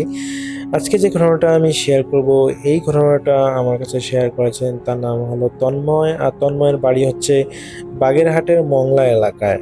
আমি চেষ্টা করব তন্ময়ের ভাইয়ের মতো করে ঘটনাটা আপনাদের মাঝে শেয়ার করার। রাসেল ভাই, বাগেরহাটের তন্ময় ভাই যে ঘটনাটা আমার কাছে পাঠিয়েছেন, সেটা শোনার পর থেকে একা রাতের বেলা নদীর পাড়ে দিয়ে হাঁটার সাহস যেন আমার হারিয়ে গিয়েছে। তো আমি সরাসরি কোনো কথা না বলে ঘটনায় চলে যাচ্ছি। তন্ময় ভাই পেশায় একজন সিভিল ইঞ্জিনিয়ার। তিনি গত বছর মংলার পশু নদীর তীরে ঘেঁষে একটা সরকারি বাঁধ নির্মাণের প্রজেক্ট তিনি আসলে সাইট ইনচার্জ হিসেবে কাজ করতেছিলেন। তো কাজের চাপের কারণে মাঝে মধ্যেই তাকে মাঝরাত পর্যন্ত সাইডে থাকতে হয়। তো সেখানটায় বাঁধের কাজ চলতেছিল। তার সেই কাজ করার জায়গা থেকে মাত্র 200 গজ দূরেই ছিল হিন্দুদের একটা 100 বছরের পুরনো একটা শ্মশান। তো স্থানীয় মানুষরা রাতে এই শ্মশানের পাশ দিয়ে চলাফেরা করে না, কিন্তু তন্ময় ভাই আধুনিক মানুষ, তিনি আসলে এসব কুসংস্কার মানেন না, তিনি আসলে বিশ্বাস করেন না। তো ঘটনাটা ঘটেছিল আজ থেকে প্রায় 5 বছর আগে। তো রাত তখন আনুমানিক 1টা। তো সাইডের সব শ্রমিক কাজ শেষ করে যার যার ব্যারাকে চলে গেছে। তো তন্ময় ভাই তার ছোট কেবিনে আহ, বসে পড়ার দিনই কাজ মিলাচ্ছেন, মানে হিসাব মিলাচ্ছেন তিনি আসলে। তো হঠাৎ করেই চারপাশে তার কাছে মনে হচ্ছে যে বাতাস যেন অনেক উত্তাল হয়ে গেছে, অথচ একদম আকাশ পরিষ্কার, সবকিছু স্বাভাবিক, যেন তার কাছে মনে হচ্ছে যে প্রচন্ড পরিমাণে বৃষ্টি হবে।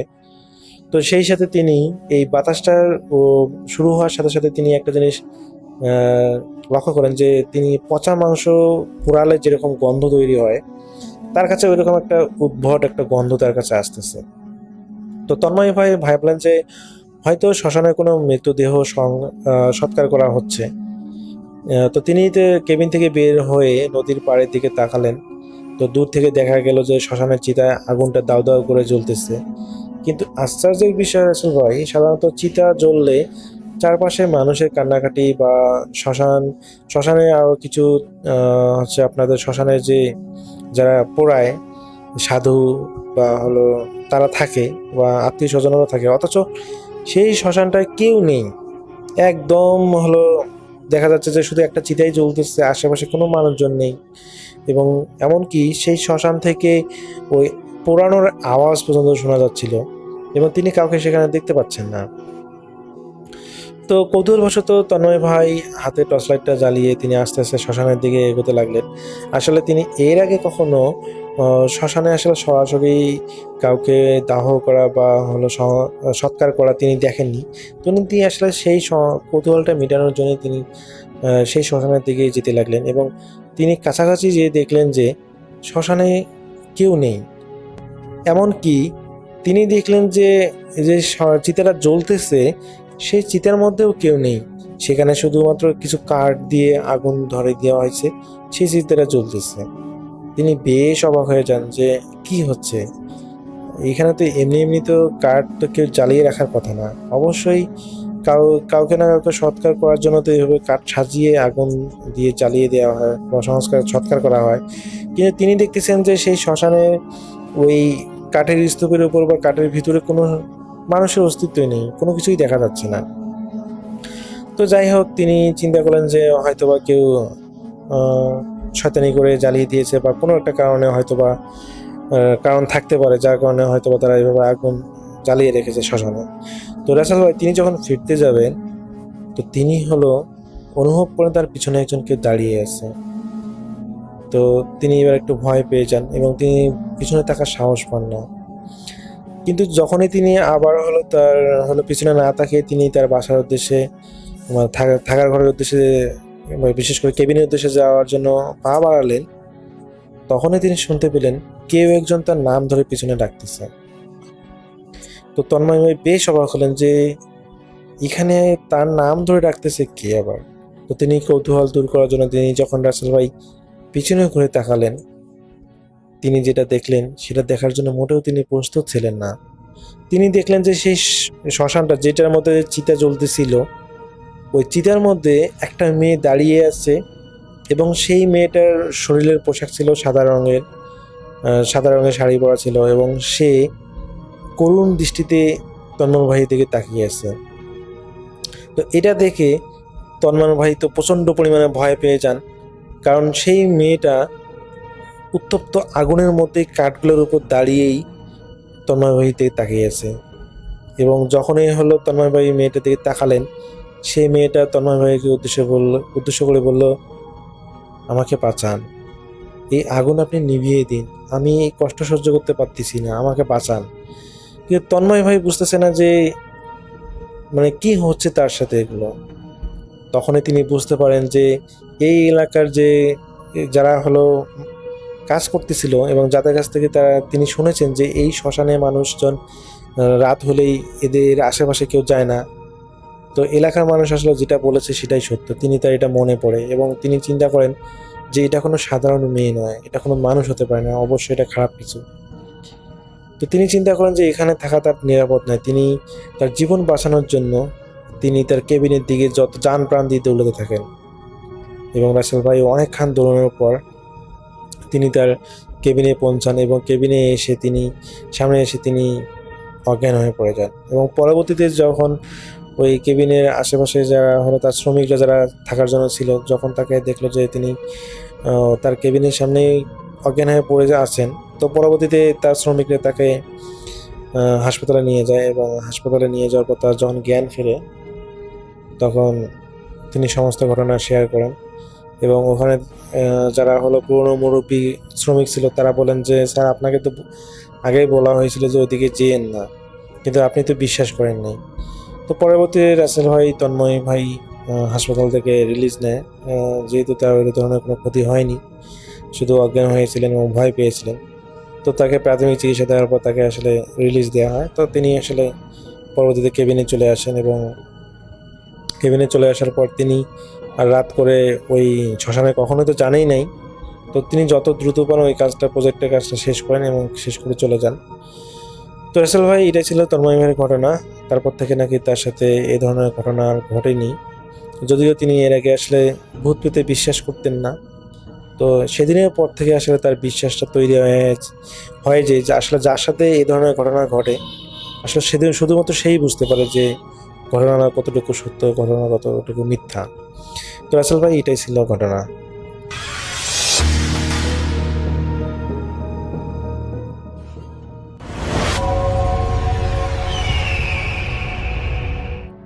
আসসালামু আলাইকুম। আপনাদের সবাইকে সাদর আমন্ত্রণ জানাচ্ছি। আমি আহমেদ বাবু। কেমন আছেন আপনারা? আশা করি সবাই ভালো আছেন।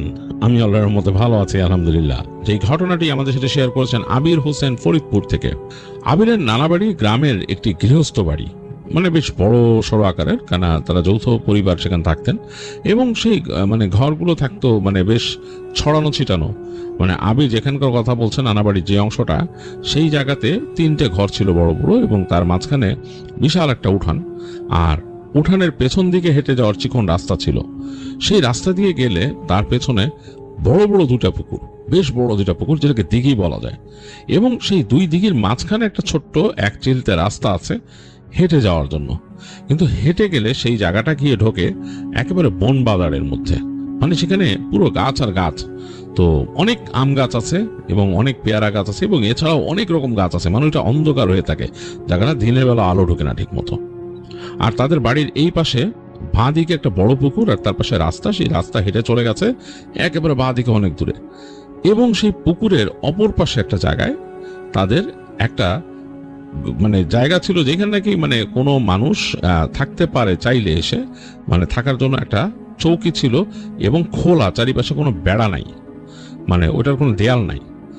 এবং সেই জায়গায় নাকি একটা সময় তাদের সেই থাকতো, এখানে যারা আগে ফসলের কাজ টাজ করতো তারা থাকতো।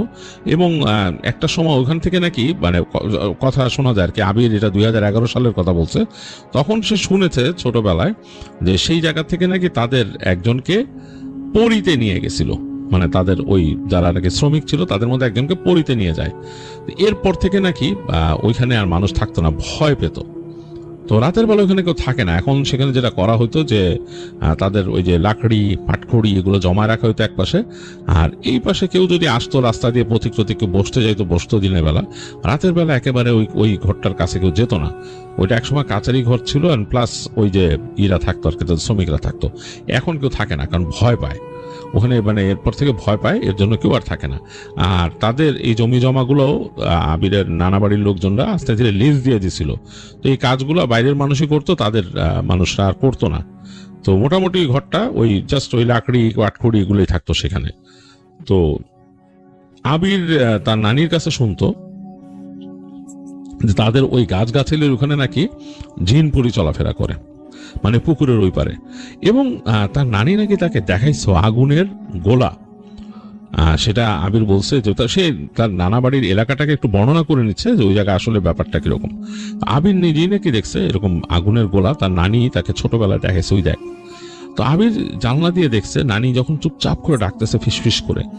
তো গিয়ে সে উকি দিছে, উকি দিয়ে দেখছে আসলেই তার কাছে মনে হচ্ছে ওই গাছপালার ঘন অন্ধকারের মধ্যে আগুনের মতো কিছু একটা দৌড়াদৌড়ি করতেছে, মানে এদিক যায় ওদিক যায়, মানে একটা আগুনের দলার মতো এদিক চলে যায় ওদিক চলে যায়।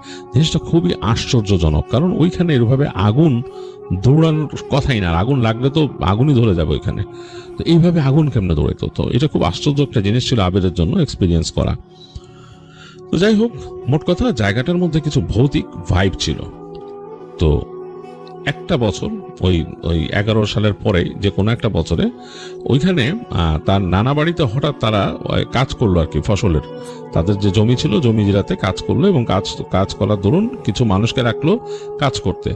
তো এর মাঝে একজন লোককে রাখা হয়েছিল শাহেদ নামে, সে ওই টোটাল দেখাশোনা করবে, এবং মানে সকাল থেকে সে ওখানে যে ওই জমির দেখাশোনা এগুলা করবে, এগুলা তার কাজ ছিল। তাকে চুক্তিভিত্তিক নিয়োগ দেওয়া হয়। অনেকদিন পর কাউকে রাখা হলো এই জমি জমার কাজের জন্য, এবং শাহেদকে থাকতে দেওয়ার ব্যবস্থা হলো সেই যে খোলা ঘরটাতে। খোলা ঘরটাকে খোলা রাখার পেছনে নাকি এটারও কোনো একটা কারণ ছিল, তাদের পারিবারিক পুরনো ব্যাপার, ওইটাকে বন্ধ করা যাইতো না আর কি, মানে ওই যে মানে বেড়া টেড়া দিয়ে আটকায় দেওয়া যেত না, মানে চারিপাশে কোনো বেড়া থাকতো না, হ্যাঁ মানে খোলা, জাস্ট টিনের চাল আছে উপরে এবং খুঁটি আছে ওইটার উপরে থাকতো, এবং ওইটা কোনো কারণে বেড়া দেওয়া যেত না। এখানে যে লাকড়ি টাকড়ি মানুষ টাল দিয়ে রাখছে সেটাও খোলার মধ্যেই থাকতো। তো ওই যে বেড়া না দেওয়ার পিছনে যে কি কারণ আছে সেটার মধ্যেও কোনো অতিপ্রাকৃত রিজন ছিল, যেটা আবির ক্লিয়ারলি জানতো না, তাকে বলা হয়নি, সে ছোট ছিল তাই। তো সেই লোকটাকে রাখা হলো শাহেদ নামে, এবং তাকে শোয়ার ব্যবস্থা করা হলো ওই খোলা রুমে। তো খোলা রুমে তাকে যে রাখা হয়েছে তাকে বলা হয়েছে যে ওখানে একটা চৌকি ছিল, সেই চৌকিটাকে কর্নারে নিয়ে ওখানে শুতে, এই পাশে লাকড়ি রাখা, পাটখড়ি টড়ি রাখা, এই পাশে খোলা জায়গা আছে। তো শাহেদ যিনি ছিলেন তিনি যখন চৌকিটাকে পাতলেন সেখানে তার জিনিসপত্র রাখলেন, দেখলেন খোলা, এবং গ্রামে ওই যখন এই ইসের সিজন মানে ফসল টসল নিয়ে কাজ করা হয় ওই সময় বেশ ঠান্ডা বাতাস চলে। এই বাতাসে রাতের বেলা এখানে শুয়ে থাকলে তার কাছে মানে শীত লেগে যাবে, তিনি বুঝতে পারলেন। তিনি এই জিনিসটা নিয়ে একটু চিন্তা ভাবনা থাকলেন। তারপর তিনি যেটা করলেন, পাটখড়ির বেড়া তৈরি করলেন, পাটখড়ি দিয়ে বেড়া হয় সেই বেড়া বানাইলেন তিনি, এবং এরকম বড় বড়, এবং সেটা তিনি তার চৌকির দুই পাশ দিয়ে মানে এই দেয়ালের দুই পাশে একটা ছোট্ট এল শেপের বেড়ার মতো লাগাই দিলেন ওই জায়গায়। তো এটাতে বাড়ির মানুষজন প্রথমে একটু মানে কথা বলতেছিল যে কি ব্যাপার, পরে চিন্তা করলেন যে বেচারা ওখানে থাকবে একেবারে খোলা, এটা কেমন জায়গা, আচ্ছা দেখ লাগাক, অসুবিধা নেই। আর তাকে টুকিটাকি নাকি বলছিল যে এখানে মানে এই জায়গায় বেড়া দিলে সমস্যা আছে, সে ওইটারে কানেই মাখে নাই। আর শাহেদকে ওখানকার ওই পুরনো একজন মানুষ বলছে যে এই জায়গার থেকে তো জেনে নিয়ে যায় মানুষ, তো সেটাও শাহেদ গায়ে মাখে নাই। তিনি এগুলা মানে এত সাহসী মানুষ ছিলেন, এগুলো তিনি গায়ে মাখতেন না, তিনি ওটা মানে উড়াই দিলেন কথাটা। তিনি এল শেপের বেড়া তৈরি করলেন পাটখড়ি দিয়ে, এবং সেগুলো বেঁধে ওই জায়গায় সুন্দর করে লাগাইলেন, মানে যাতে তার এখানে বাতাস ঠিক মতো না আসে। তো যাই হোক, থাকতেছেন শাহেদ ওখানে থাকেন, প্রথম একদিন দুদিন থাকলেন। তো তাকে আবিরের বড় মাও বললেন যে শাহেদ তুমি তো এখানে আসো, একটা জিনিস কিন্তু মাথায় রেখো, এখানে কিন্তু আমরা এই অনেক বছর এখানে কাউকে থাকতে দিই নেই, কারণ এই জায়গা সম্বন্ধে একটু ভয়ের কথা ছিল, কিছু দেখছো নাকি উল্টাপাল্টা, বা তোমাকে ভয়টাই দেখাইছে নাকি কিছু। তো শাহেদ বলে কি ভয় দেখাবে, ভয় যে না মানে মানুষ ভূতের ভয়টা পাইতো আর কি এখানে, না আমার ওগুলা কিছু হয়নি, আমি ভালোই আছি আলহামদুলিল্লাহ, সমস্যা হয়নি। তো বলে খুব ভালো খুব ভালো, তবে একটা জিনিস তোমার বলি, তুমি কিন্তু মানে রাতের বেলা যদি তোমার ছোট কাজও করতে হয় তাহলে কিন্তু বাথরুমেই যাবা, মানে এখানে সেখানে কিন্তু যে করো না, কোথাও রাস্তার পাশে বা ওই দেখছো যে আম গাছ টাছ আছে ওগুলার আশেপাশে যেও না কিন্তু, হ্যাঁ ওই আম গাছটা কিন্তু মানুষ ভয় পাইতো আরো, যাকে বলে যে ওখানে কিন্তু যেও না রাতে, তুমি গেলে একেবারে বাথরুমে চলে যাবা, চাপ কল আছে সুন্দর পরিষ্কার পরিচ্ছন্ন হয়ে সেখানে শুবা, আর পরিষ্কার হয়ে থাকো, কারণ মানে এখানে সম্বন্ধে একটা বদনাম আছে। তো সাহেব জিজ্ঞেস করে যে কি বদনাম, বদনাম হলো যে এখানে বলতো এখান থেকে মানুষকে জিনে নিয়ে গেছে। তো সাহেব হেসে উঠে বলে আরে জিন টিন কিছু নেয় নাই, দেখেন কেউ পলাইছে এখান থেকে, আপনাদের এখান থেকে চুরি টুরি করে নিছে নাকি দেখেন। তো বলে আরে না না না, তাকে জিন নিয়ে গেছে, তারা কবরস্থানে পাইছিলাম, মানে আমার আব্বা কবরস্থানে পরে লোক খুঁজে কবরস্থানে পাইছিল, এবং সে মাটিতে গাড়া ছিল, তার 2 পা মাটির মধ্যে গাড়া ছিল। তো শাহেদ এটা গায়ে মাখে না, সে বলে আরে ওর সাথে কারো শত্রুতা ছিল কেউ নেই। বলে কি বলো শাহেদ, তুমি জানো এগুলা বলো না, তুমি মাটিতে পা গেড়ে ফেলছে এরকম অবস্থা, মানে ভয়ঙ্কর, ওগুলা তুমি ই করো না, তোমার ভয় দেখাইতে চাই না, তুমি এখানে কাজে আসছো, কাজ করো, তোমার যা বলছে তাই করো, তো তোমার যদি ছোট কাজ করার প্রয়োজন পড়ে বাথরুমে যাবা। তো এইটা আবিরের মামা তাকে বলে দেয়, কিন্তু শাহেদ মনে হলো ওটাকে গায়ে মাখে না খুব একটা। যাই হোক, সে চিন্তা করে যাক বলছে, উনি সিনিয়র মানুষ বলছে, এটারে এখন ওইভাবে ধরার কিছু নাই, চেষ্টা করবো রাতের বেলা জল বিয়োগ করতে না ওঠার। এমনিও ঘুমের মধ্যে তার আলসেমি লাগে এগুলা। তো শাহেদ বেশ কয়েকদিন এরকম থাকলো, কথা শুনে থাকলো, এবং সে যেটা করতেছিল রাতের বেলা দোয়া পড়ে ঘুমাইতেছিল। এটা তার মধ্যে একটা রুটিন হয়ে গেছে, দোয়া পড়ে ঘুমায়, রাতে সে ওরকম উঠে না, জল বিয়োগ করতেও যায় না। মশারি একটা টানায় নেয়, যেহেতু সে দুই পাশে যেটা পাটখড়ির বেড়া দিয়েছে এল শেপের মতো, ওই জায়গায় বাতাসটাও মোটামুটি আটকায় যায়। তো সে মোটামুটি ভালোই ঘুমাইতেছিল, ঠান্ডাটা দিনে দিনে একটু বাড়তেছে। তো এরকম সে কয়েকদিন থাকছে। তো তার কাছে রাতের বেলা কেন জানি মনে হইতো যে তার মানে ঘুমানোর মধ্যে, মানে যখন অনেক রাত হয়ে যেত, মাঝে মাঝে মনে হইতো তার এখানে কেউ ঢুকে এখানে চলাফেরা করতেছে তার এই ঘরটার ভেতরে, এবং তার কাছে মনে হইতো যে তার যে ওই যে চেলা কাঠ রাখা ওইটার আশপাশ দিয়ে কিছু ঘুরতেছে। তো সে মশারির ভেতর থেকে, সে সময়কার মশারি কিন্তু আরেকটু ছিল, মানে এত ক্লিয়ার না, এখন কোন নেটের মশারি না, তো মশারির ভিতর থেকে সে ঘুম ঘুম চোখে তাকাইলে তার কাছে মনে হইতো সে কিছু একটা দেখতেছে এখানে। তো সে মাঝে মাঝে ভাবতো যে শিয়াল আসে নাকি এখানে। তো সে শিয়াল নিয়ে কিন্তু একটু কনসার্ন বেশি ছিল, এবং সে পরবর্তীতে একটা মোটা কঞ্চি নিয়ে শোয়া শুরু করলো। দোয়া পড়ে শুইতো, কঞ্চিটা নিয়ে শুইতো, এবং ঘুমায় যেত, রাতের বেলা আর উঠতো না। তো এরকম কয়েকদিন চলে গেল। এর মাঝে একদিন, তখন অলরেডি ফসল কাটতেছে মানুষ, ঠান্ডা ঠান্ডা বাতাস বইতেছে, ওই দিনকার ঠান্ডাটা একটু বেশি পড়ছে, ঠান্ডা বাতাস যাচ্ছে। তো শাহেদ তার ঘরে আসছে, একটু শীত শীত লাগতেছে, গায়ে মোটা চাদর পরা। তো সে শোয়ার প্রস্তুতি নিল, সে সবকিছু টানায় নিজের মতো শুয়ে পড়লো রাতের বেলা। ওই দিন কাঁথার পরিবর্তে লেপ টানা লাগছে, তো লেপ গায়ে দিয়ে শুইছে। তো অনেকক্ষণ হয়ে গেছে, তার একটা ঘুম শেষ। এর মাঝে তার ঘুম ভাঙলো কেন? তার প্রচন্ড জল বিয়োগের প্রেশার হইতেছে, প্রচন্ড জল বিয়োগের প্রেশার লাগতেছে তার।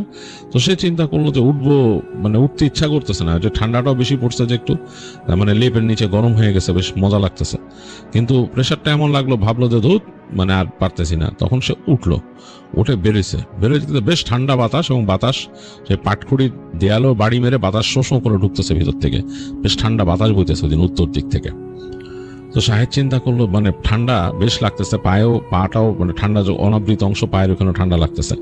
তো সে উঠে চিন্তা করলো যে এখন আবার যাব ওই দুই ঘরের মাঝখান দিয়ে পুকুরে পাড়ে গাছগাছালি ওদিক দিয়ে আবার হেঁটে সে বাথরুমে যাব। তো চিন্তা করলো দূর, আমি সামনে চলে যাই। তো বের হয়েছে, সে বের হয়ে আস্তে আস্তে হেঁটে চলে আসলেই তার পাশের যে পুকুরটা সেটার পাশে। একবার চিন্তা করলো পুকুর পাড়ে সে বসে যায়, পরে চিন্তা করলো যে না, এখানে বসা ঠিক হবে না।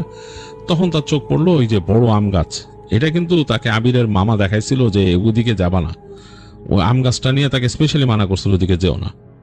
তো শাহেদ চিন্তা করলো যে ওইটা কি বলছে না বলছে এসব কথা মাথায় নেই, আমার প্রচন্ড, এবং ঠান্ডা যত বাতাস লাগতেছে গায়ে, তার মনে হচ্ছে যে জল বিয়োগের একটা প্রেশার বেড়ে যাচ্ছে। তো সে তাড়াতাড়ি চিন্তা করলো আম গাছের গোড়ায় যাই আমি। তো সে সরাসরি গেল আম গাছের গোড়ায় গিয়ে তার কাজ সেরে সারল সে। তো তারপর সে উঠে আসতেছে, বেশ শান্তি, তার ভালো লাগতেছে। এবং একটা জিনিস কিন্তু সে অনুধাবন করলো যে এই কাজটা করার ফলে তার পবিত্রতা নষ্ট হয়ে গেছে, কারণ সে কিন্তু পানি নিতে পারে না, ওখানে তার পরিচ্ছন্ন হওয়ার মতো ব্যবস্থা ছিল না ঠান্ডা। তো সে মনে মনে বিষোদ্গার করতেছে, তার কাছে খারাপ লাগতেছে, কিন্তু তারপরও চিন্তা করলো ধুত, আমি এখন যে শুয়ে পড়ি ঠান্ডার মধ্যে আর কি করবো। তো কাঁপতে কাঁপতে সে এসে তার ঘরের মধ্যে ঢুকলো আর কি, মানে যে তার যে বেড়া দেওয়া দুই পাশে, ওই পাশে। তো ওইখানে সে ঢুকে জাস্ট বিছানার মধ্যে উঠে বসছে, এই সময় সে একটা শীষ শুনলো। মনে হলো যে মুখ দিয়ে যদি মানুষ শীষ দেয়, যে মানুষ শীষ বাজায় সেরকম, কে শীষ বাজায় এখানে, নাকি বাতাস ঢুকছে ফাঁক দিয়ে এরকম শব্দ হচ্ছে। চিন্তা করতে করতে সে তাকাইল এই পাশে। তো তাকায় দেখতেছে তার বেড়ার ওই পাশে একটা মেয়ে মানুষ দাঁড়ায় আছে, এবং তার চুলগুলা খোলা, মানে একদম খোলা, বাতাসে চুল উঠতেছে, এরকম একটা অবস্থা, বাতাসে চুল বাড়িকে উঠতেছে, স্ক্যাটার্ড। তো সে অবাক যে এই মহিলা কোনো শীত বস্ত্র পরা নেই, শাড়ি পরা, কিন্তু কোনো শীতের কাপড় পরা নেই। সে অবাক হয়ে তাকায় থাকলো যে ঘটনা কি, এবং আকাশটা কিন্তু মেঘে ঢাকা, সুতরাং চাঁদের আলো পড়তেছে না সেখানে। চিন্তা হচ্ছে এই মহিলা, সে বলছে এই কে, এটা কিরা? সে বোঝার চেষ্টা করতেছে যে বাসার কেউ কিনা, এই কয়দিনে কিন্তু সে বাসার মানুষদেরকে চেনে মোটামুটি। তো চিন্তা হচ্ছে এই বাড়ির মেয়ে কে ওখানে দাঁড়াবে এরকম এসে। তো সে বলছে এই কিরা এটা বলে, এখন মেয়ে মানুষ যেহেতু, সুতরাং আরো বেশি হতে পারতেছে না সে। তো এক হাতে সে কঞ্চিটা এমনি নিয়ে সে হেঁটে, যেহেতু খোলা এই জায়গাটা, সে এই পাশ থেকে বের হয়ে কাছে এসে দেখতেছে যে মেয়েটা তার দিকে ফেরা, কোনো কথা বলতেছে না। সে হালকা একটা ঘ্রাণ পেল, চাপা ফুলের মতো একটা ঘ্রাণ তার নাকে আসলো, এবং ঘ্রাণটা নাকে লাগার সাথে সাথে সে মনে হলো যে তার শরীরটা ঝিমঝিম করে উঠলো, একেবারে ঝিমঝিম করে উঠলো। তখন সে দেখলো যে মেয়েটা, দেখা যাচ্ছে চেহারাটা এখন বেশ সুন্দর একটা চেহারা, এবং মেয়েটা হাসছে, তাকে দেখে হাসছে এবং হাত দিয়ে এরকম ডাকলো কাছে। সে যখন হেঁটে যাচ্ছে অনেকটা সম্মোহিতর মতো মেয়েটা হাঁটা শুরু করলো। তো শাহেদ চিন্তা করতেছে যে মেয়েটা কই যাচ্ছে, এবং সে তো ওই সম্মোহিতের মতো হয়ে গেছে। তার মনে একটাই চিন্তা যে আমার ওই মেয়েটার সাথে যেতে হবে, মেয়েটা আমাকে ডাকছে। তো মেয়েটা হেঁটে একেবারে রাস্তায় উঠে গেল, শাহেদও তার পেছন পেছন রাস্তায় উঠলো। মেয়েটা হেঁটে যাচ্ছে, শাহেদও যাচ্ছে, এবং শাহেদ এই গ্রামের রাস্তা যে ঠান্ডা, তার পায়ের মধ্যে যে একটা জাস্ট চপ্পল পরা, পায়ের মধ্যে ধুলাবালি লাগতেছে, ঠান্ডা বাতাস বাড়ি মারতে শরীরে, এটা তার আর খেয়াল নাই। সে হেঁটে যাচ্ছে, তার শরীরে শালও নাই, সে একটা জাস্ট জামা পরা এবং ঠান্ডায় কাঁপতে কাঁপতে মেয়েটাকে ফলো করে যাচ্ছে। এবং সে দেখতেছে চাঁদের আলোটা মেঘে ঢেকে ঢেকে ঢেকে হালকা পড়তেছে, এবং মেয়েটার চুলগুলো দেখা যাচ্ছে পেছনে, এবং চুল এত লম্বা যে সেই বালিতে ছ্যাঁচড়ায় যাচ্ছে, তার মাথা থেকে মাটিতে পড়ছে এবং ছ্যাঁচড়ায় যাচ্ছে। জিনিসটা অনেকটাই অ্যাবনর্মাল, কিন্তু শাহেদের কাছে সেরকম অ্যাবনর্মাল লাগতেছে না। তো সে দেখলো মেয়েটা হাঁটতে হাঁটতে অনেক দূর চলে আসছে। তো শাহেদ বুঝতে পারেনি সে কত দূর আসছে। এটা আবির বলছে যে প্রায় 3 কিলোমিটারের পথ হেঁটে গেছিল আর কি শাহেদ ওই মেয়েটার পেছনে পেছনে। এক জায়গায় এসে শাহেদ দেখলো যে ডান দিকে বেশ ঝোপঝাড়াল একটা জায়গা, এবং মনে হচ্ছে একটা আইল্যান্ডের মতো আর কি, গ্রামে এরকম থাকে ফসলের মাঠের মাঝখান দিয়ে আইল্যান্ডের মতো, এরকম হেঁটে ঢোকার মতো। এবং সেই জায়গায় গাছগাছালিগুলো অন্ধকারের মধ্যে কেমন শব্দ করতেছে, পোকামাকড় সেখানে। দেখলো মেয়েটা হেঁটে ওদিকে ঢুকে গেল, এবং সে অবাক হলো যে এই যে রাস্তাটার থেকে যে একটু নিচু জায়গাটা, অতটুকু নামার সময় মেয়েটা মনে হলো বাতাসে ভেসে গেল ওই জায়গাটুকু, এবং একেবারে সেই দরজার কাছে, মানে সেই যে যেখান দিয়ে ঢোকার রাস্তা, সেটার কাছে যে মেয়েটা ঘুরে দাঁড়ালো, তার দিকে ঘুরে দাঁড়ায় আবার তাকে হাত দিয়ে ডাকলো। তো শাহেদ খুব দ্রুত হাঁটা দিল মেয়েটার পেছনে পেছনে।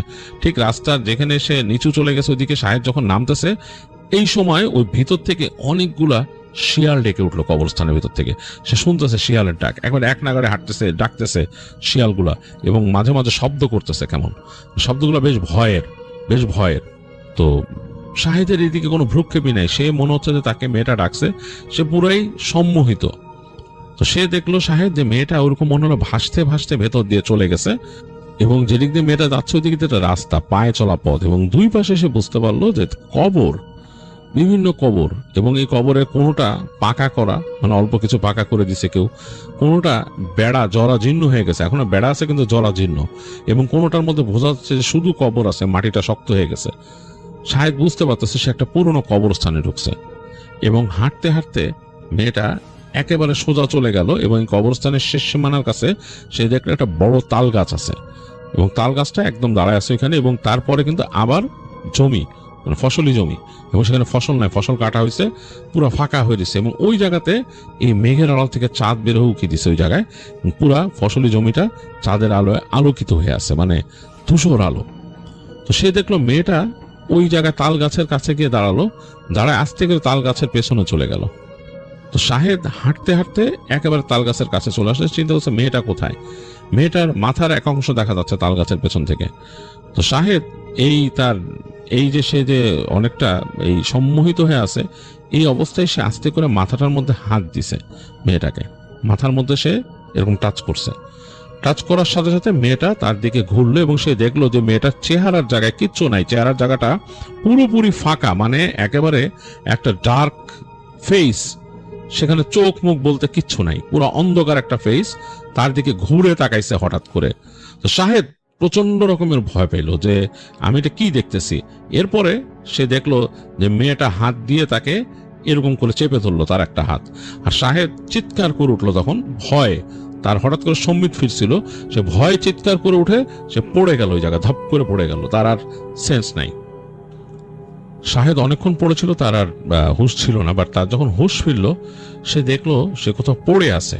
তখন সে চিন্তা করার চেষ্টা করলো সে কোথায়। তখন তার মনে পড়লো যে সে কোথাও আসছিল এবং কোনো কবরস্থানে ঢুকছিল। মনে পড়ে সে লাফ দিয়ে উঠে বসলো, উঠে বসে দেখতেছে সে এখনো ওইখানে বসা, এবং তার আশেপাশে কোথাও খড়ত খড়ত শব্দ হচ্ছে, খড় খড় খড় খড় শব্দ হচ্ছে, মানে মানে কেউ যদি কিছু নাড়াচাড়া করে, কিছু মানে মানে বলে না যে বিড়াল বা কিছু মাটি ছেলে উঠায়, সেরকম শব্দ হচ্ছে। তো শাহেদ তাকায় দেখে যে তার থেকে কিছুটা দূরে একটু জায়গায় একটা ফাঁকা জায়গা, একটা কবরের মতো, সেখানে আলো পড়ছে হালকা, এই যে আকাশের চাঁদের আলোটা হালকা ভাবে পড়ছে, এবং সেটার মধ্যে একটা মেয়ে মানুষ বসে আছে, তার চুল চারিপাশে ছড়ানো, চেহারা দেখা যাচ্ছে না। সে 2 হাত দিয়ে মাটি বা কিছু এরকম সরালো, এরকম মানে তাড়াতাড়ি হাত দিয়ে সরায় সে কিছুটা টেনে বের করলো। সে দেখলো যে মেয়েটা কিছুটা টেনে বের করে তার মুখে দিয়ে টান দিয়ে খাচ্ছে, এবং কড়কড় করে শব্দ হলো, অনেকটা হাড্ডি ভাঙলে বা হাড্ডি চিবালে যেরকম শব্দ হয় সেরকম। ওই অবস্থায় মেয়েটা তার দিকে মাথা তুলে তাকালো। তো মাথা তুলে যখন তাকাইছে, শাহেদ দেখলো যে ঠিক ওই যে অন্ধকারটা, একদম অন্ধকার একটা মুখ, সে চাঁদের হালকা আলোতে দেখতেছে, চুল চারিদিকে ছড়ানো, আর তার হাতে কিছু একটা, এবং কড়কড় কড়কড় শব্দ আসতেছে যেমন হাড্ডি চাবালে যেরকম, মুখের জায়গাটা পুরো অন্ধকার। শাহেদ প্রচন্ড ভয়ে সে দৌড় দিল, ওখান থেকে এক লাফে উঠে দৌড় দিল। দৌড়াচ্ছে, তার পিছনে কেউ আসতেছে সে বুঝতে পারতেছে না, পিছনে কিছু চিন্তাও করতেছে না, সে শুধু সামনের কথা চিন্তা করতেছে। দৌড়ায় সে রাস্তায় পড়লো, রাস্তা দিয়ে বের হয়ে সে দৌড়াচ্ছে। একটা সময় সে দূর থেকে দেখতে পেলো যে তাদের সে যে বাড়িতে চাকরি করে আর কি, আবিরদের নানা বাড়ি সেটা। তো দৌড়ায় সে একদম শেষ মাথায় এসে রাস্তার কোনা দিয়ে এসে দৌড় দিয়ে ওই বাসার দিকে নামলো। তো তার চিন্তা হচ্ছে সে একেবারে যে বাড়ির মূল ফটকে, যেখানে নাকি তার মনিবরা থাকে যেখানে, সেখানে নক করবে সে। তো সে ওই অনুযায়ী দৌড়ায় যাচ্ছে। তো সে পুকুরের পাড়ে দিয়ে যখন যাচ্ছে, হঠাৎ করে ঠিক পুকুরের পাশ থেকে একটা হাত এসে তার পা চেপে ধরলো। তো শাহেদ জোরে একটা চিৎকার দিছে, তার যতটুকু মানে তার বুকে জোর ছিল, জোরে চিৎকার দিছে, দিয়ে সে আবিষ্কার করলো তাকে টেনে পানিতে নামায় নিল হাতটা। এবং সে একেবারে বুঝতে পারলো সে পানিতে ডুবে যাচ্ছে, ভুড় করে একদম পানির নিচে চলে যাচ্ছে, তার শ্বাস বন্ধ হয়ে আসতেছে, এরকম একটা অবস্থা। একটু পরে দেখলো তাকে আবার ভাষায় তুললো, তার মাথা উঠলো, আবার ডুবাইলো, মানে তাকে চুবাচ্ছে পানির ভেতরে বারবার। এরকম যখন কিছুক্ষণ হয়েছে, তখন তার মানে একবার দম চলে যাবে, সে পানি খেয়ে ফেলছে অনেকগুলা।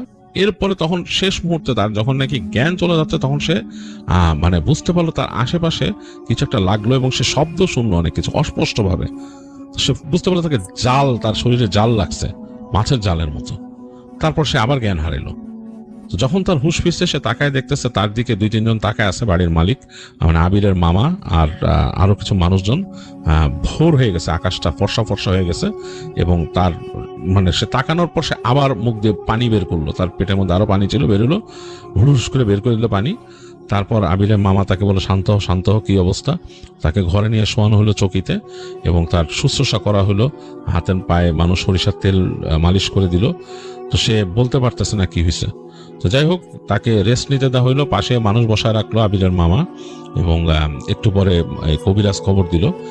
মানে কবিরাজ মানে গ্রামে এরকম থাকে, কবিরাজ যারা এই চিকিৎসা করে, আয়ুর্বেদিক ওষুধ টষুধ দেয় এবং অনেক কিছু। তো সে আসলো, এবং মসজিদের ইমাম সাহেবকেও বলা হলো যে ছেলেটা মনে ভয় পাইছে বা কিছু, কি ব্যাপার। তো কবিরাজ তাকে দেখে বললো যে ওই ওষুধ টষুধ দেন, এরকম ওষুধ কিছু, ওই যে যেগুলা জ্বর টরের ওষুধ হয় এগুলো দিল, তার নিজেরও কিছু ওষুধ দিল। আর ইমাম সাহেব বললো যে কি হয়েছে। তো শাহেদ নাকি ইমাম সাহেবের কাছে সব বলা শুরু করলো যে কি হয়েছিল তার পুরো ঘটনাটা। যখন বললো, ইমাম সাহেব বললো যে তো ঘটনা তো আসলে খারাপ। ওই আবিরের মামাকে বললো যে ওই আম গাছের নিচে জল বিয়োগ করছে, তো এর ফলে ওকে এইভাবে ওখানে নিয়ে গেছিল আর কি, ক্ষতি করতে, পানি তো করতো। তো ওরে আপাতত আর এখানে রেখো না। বোঝা যাচ্ছে যে তাকে আসর করে নাই, জাস্ট ভয় দেখাইছে ও মারতে চাইছে পরে। তা আপাতত শাহেদকে আর রেখো না এখানে। তো এটা বলে দেয় ইমাম সাহেব, দোয়া দুরুদ পড়ে দেয়, বলে যে রাতে ঠিক নাই, কখন কি বাড়ি খোলা জায়গায় থাকে এরকম, আর এই ঘরটাতে তোমরা মানুষ রাখছো, সেটা ঠিক করো না। ইমাম সাহেব বললো যে এটা তো তোমাদের আগের থেকে জানা কথা, তোমাদের এখানে এরকম আগে হয়েছে, কেন আবার আরেকজনকে এখানে রাখতে গেছো? জায়গাটা খোলা, আর যদি রাখতেই যাইতা তাহলে তোমরা সুন্দর করে ঘরটাকে বন্ধ করে নিতা, চারপাশ থেকে দেয়াল টেয়াল করে দোয়া দুরুদ পড়ে আমাদেরকে এনে বন্ধ করাইতা ঘরটা, তারপরে একটা করতা। তো এইরকম ভাবে এটা রেখে এখানে খোলা জায়গায় মানুষ রাখছো, এগুলো বলে। তখন আবিরের মামা বলে যে না, ঘরটাকে আসলে বন্ধ করাবো হুজুর, এইভাবে আর রাখবো না, আর শাহেদ চলে যাক বাড়ি, পরে আসুক, আর আপাতত এবার তো ফসল টসল কেটেই ফেলছে। তো যাই হোক, শাহেদ তখন ওই দিন তাকে আর ওই বাইরে রাখে না, তাকে ওই ঘর, তাদের ঘরের মধ্যেই বাইরে একটু বারান্দার মতো যে ঘরটা ছিল ওখানে রাখতে দেয়। ওইটা তো পুরোপুরি ঘরের ভেতরের অংশ, তো ওখানে থাকে।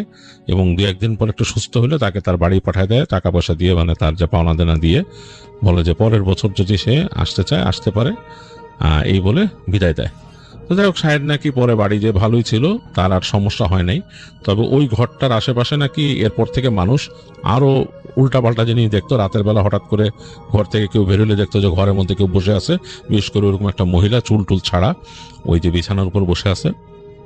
এগুলো দেখার পর তারা পরবর্তীতে সেই ঘরের ওই এই খোলা জায়গাগুলোতে বেড়া দিয়ে দেয় এবং সে ঘরটাকে বন্ধ করে দেয় ইমাম সাহেবের সাহায্য নিয়ে। মানে ইমাম সাহেব পরবর্তীতে আরও তার ছাত্রদেরকে এনে সেই জায়গায় দোয়া দুরুদ পড়ে এবং সেই ঘরের মধ্যে বিভিন্ন রকম জিনিস দিয়ে তিনি যেভাবে করেন তার কায়দায় সেটা বন্ধ করে দেন। এবং এরপর থেকে নাকি ওইখানে আর কিছু এরকম আসতো না। তবে ওই ঘরটাতে কেউ থাকতো না, ভয় পাইতো সবাই। ঘরটা ওইভাবেই থাকতো, যদিও পরে ওটার টিনের দিয়ে বেড়া দিয়ে দিয়েছিল চারিপাশে, তারপরে কেউ থাকতো না। এবং কেউ ওখানে একা যেয়ে কিছু রাখতেও ভয় পাইতো, সাথে করে মানুষ যেত। যদিও বন্ধ করে দিয়েছে ইমাম সাহেব, তারপরেও মানুষ সাথে কেউ যেত এটা বন্ধ করতে। তো এইভাবেই ওই ঘরটা রয়ে যায়। তো এই ছিল আবিরের পাঠানো ঘটনা তার নানা বাড়ির। এবং এরকম কিন্তু অনেক বাড়িতে এরকম ঘর আছে। হ্যাঁ, অনেক বাড়িতে গ্রামে কাচারি ঘর আছে যেখানে নাকি মানুষ ভয় পায় বা এরকম ঘটনা আছে যে এরকম ব্যাপার স্যাপার আছে।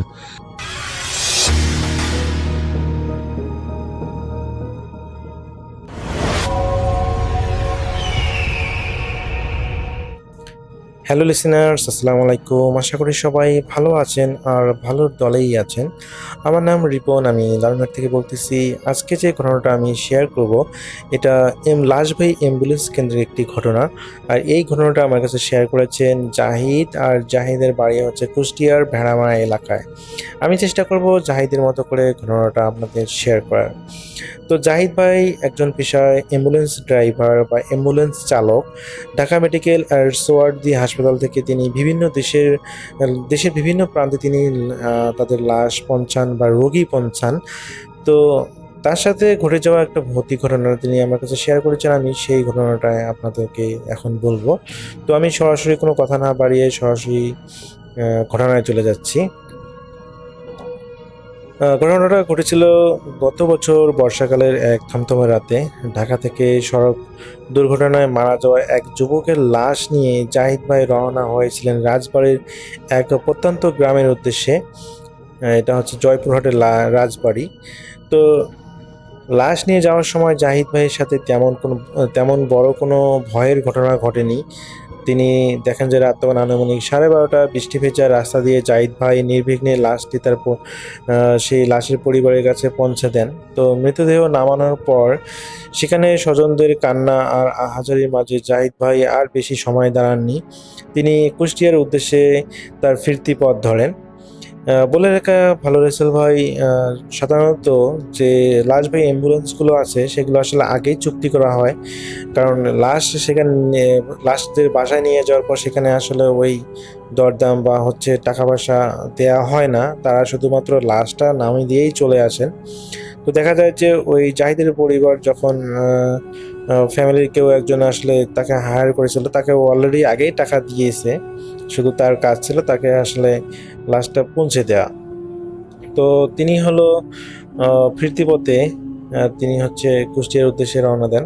তো রাত তখন প্রায় 1:45। রাজবাড়ির সেই মেঠোপথ পেরিয়ে মহাসড়কে ওঠার আগে রাস্তাটা ছিল ভীষণ নির্জন, আর দুপাশে ছিল ঘন জঙ্গল আর পুকুর।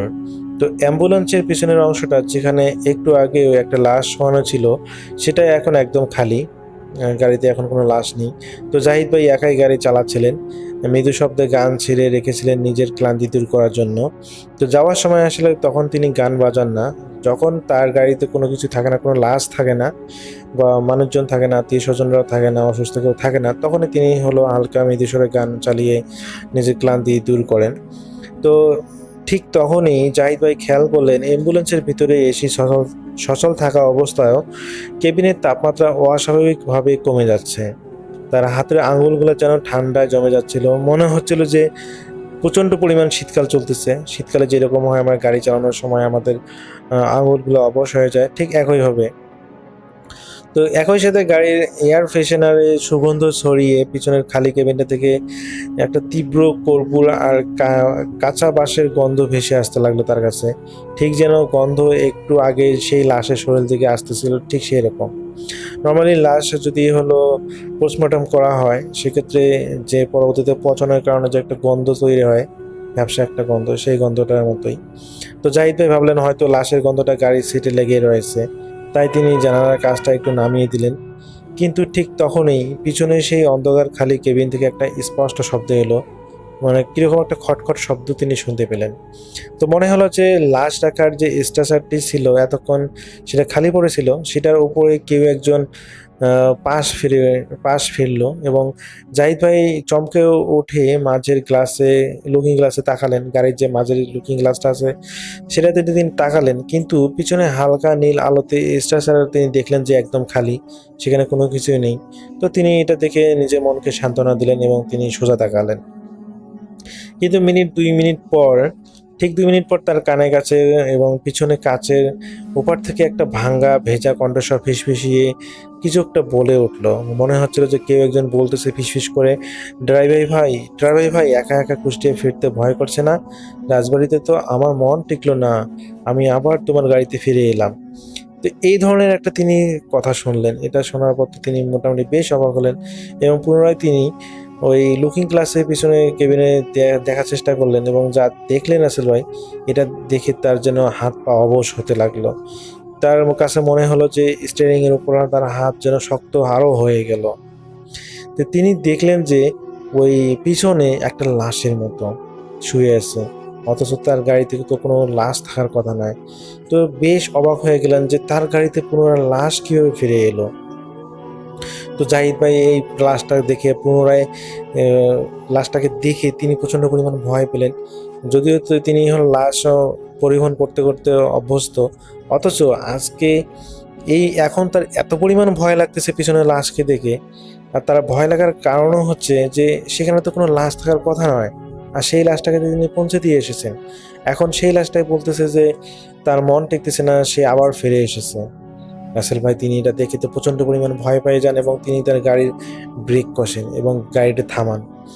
তো গাড়িটা যখন থামানোর পর তিনি গাড়ি থেকে নেমে যাওয়ার পর রাসেল ভাই গাড়িটা থেকে একটু দূরে যান এবং দূরে যাওয়ার পর তিনি আসলে শান্ত হওয়ার জন্যই দূরে গিয়েছিলেন গাড়িটা থেকে। এবং তিনি চিন্তা করেন যে তার যা কিছু তিনি শুনেছেন, যা কিছু তিনি দেখেছেন, সব কিছু তার মনের ভুল। হয়তোবা তিনি মনের ভুলেই আসলে এগুলো দেখেছেন। তো তিনি আসলে স্মোক করেন। তো তিনি স্মোক করে কিছুক্ষণ রেস্ট নিয়ে তিনি তার মনটাকে শক্ত করেন এবং তিনি সাহস সঞ্চয় করেন। তিনি বেশ সাহসী। তো দেখা যায় যে মানুষেরাও আসলে মাঝে মাঝে ভয় পায়। তো যাই হোক, তিনি মনে সাহস সঞ্চার করে সিগারেট খাওয়ার পর তিনি যখন পুনরায় আবার তার গাড়ি ফিরে আসেন এবং তিনি দেখেন যে তার গাড়িতে কোনো লাশ নেই, তিনি এবারে আশ্বস্ত হন যে তার যা কিছু তিনি দেখেছেন সব কিছুই তার মনের ভুল ছিল, হয়তো মনের ভুলেই দেখেছেন। তো তিনি আবার ড্রাইভিং সিটে বসেন এবং গাড়িটাকে স্টার্ট করার চেষ্টা করেন। কিন্তু রাসেল ভাই তিনি অবাক হয়ে যান যে গাড়িটা কোনোভাবে স্টার্ট হচ্ছিল না। তো বেশ অবাক হয়ে যান, অনেক কবার তিনি চেষ্টা করেন কিন্তু কোনোভাবেই তার গাড়িটা স্টার্ট হচ্ছিল না। পরে তিনি গাড়ি থেকে নেমে যখন সামনের ব্যাক ডালাটা খুলে দেখার চেষ্টা করেন যে কোনো সমস্যা হয়েছে কিনা, তো টুকটাক গাড়ির সমস্যা তিনি নিজে ঠিক করতে পারেন এবং দেখেন যে না, গাড়ি তো একদম স্বাভাবিক, গাড়িতে কোনো সমস্যা নেই। তো পরে যখন তিনি আবার গাড়ির মধ্যে যে গাড়ি স্টার্ট দেন, তো রাসেল ভাই গাড়িটা এবার স্টার্ট নেয় এবং তিনি আবার গাড়িটা চালাতে শুরু করেন এবং তিনি এবার আসলে গান ছাড়েননি। এবার তিনি দৌড়াদৌড়ি করতে করতে গাড়ি চালাচ্ছেন। তো রাসেল ভাই তিনি প্রায় 1 ঘন্টাখানেক গাড়ি চালিয়েছেন। যখন প্রায় কুষ্টিয়ার কাছাকাছি তিনি চলে এসেছেন, আর কয়েক কিলোমিটার গেলে কুষ্টিয়া, তো সেই সময় তিনি অনুভব করেন যে তার গাড়িটা পুনরায় অনেক ঠান্ডা হচ্ছে, প্রচুর পরিমাণ ঠান্ডা অনুভূত হচ্ছে। তো বেশ অবাক হলেন যে কী ব্যাপার, আবার ঠান্ডা লাগতেছে কেন, এবং তিনি অনুভব করেন যে তার হাতের আঙুলগুলো যেন বরফের মতো জমে যাচ্ছে। তো তিনি আবার একটু অবাক হলেন এবং তিনি সেই সাথে সাথে শুনতে পান যে পিছনে থেকে আবার মনে হচ্ছে যে কেউ গাড়ির মধ্যে আছে, একটা খটখট শব্দ শুনতে পাচ্ছেন। এবং যখনই তিনি ওই গাড়ির আবার মাঝের মিরর থেকে পিছনে তাকান কেবিনে, তিনি যা দেখেন রাসেল ভাই, তিনি সেটা দেখার জন্য মোটেও প্রস্তুত ছিলেন না। কারণ তিনি দেখেন যে ওই স্ট্রেচারে এখন আর কোনো লাশ শুয়ে নেই।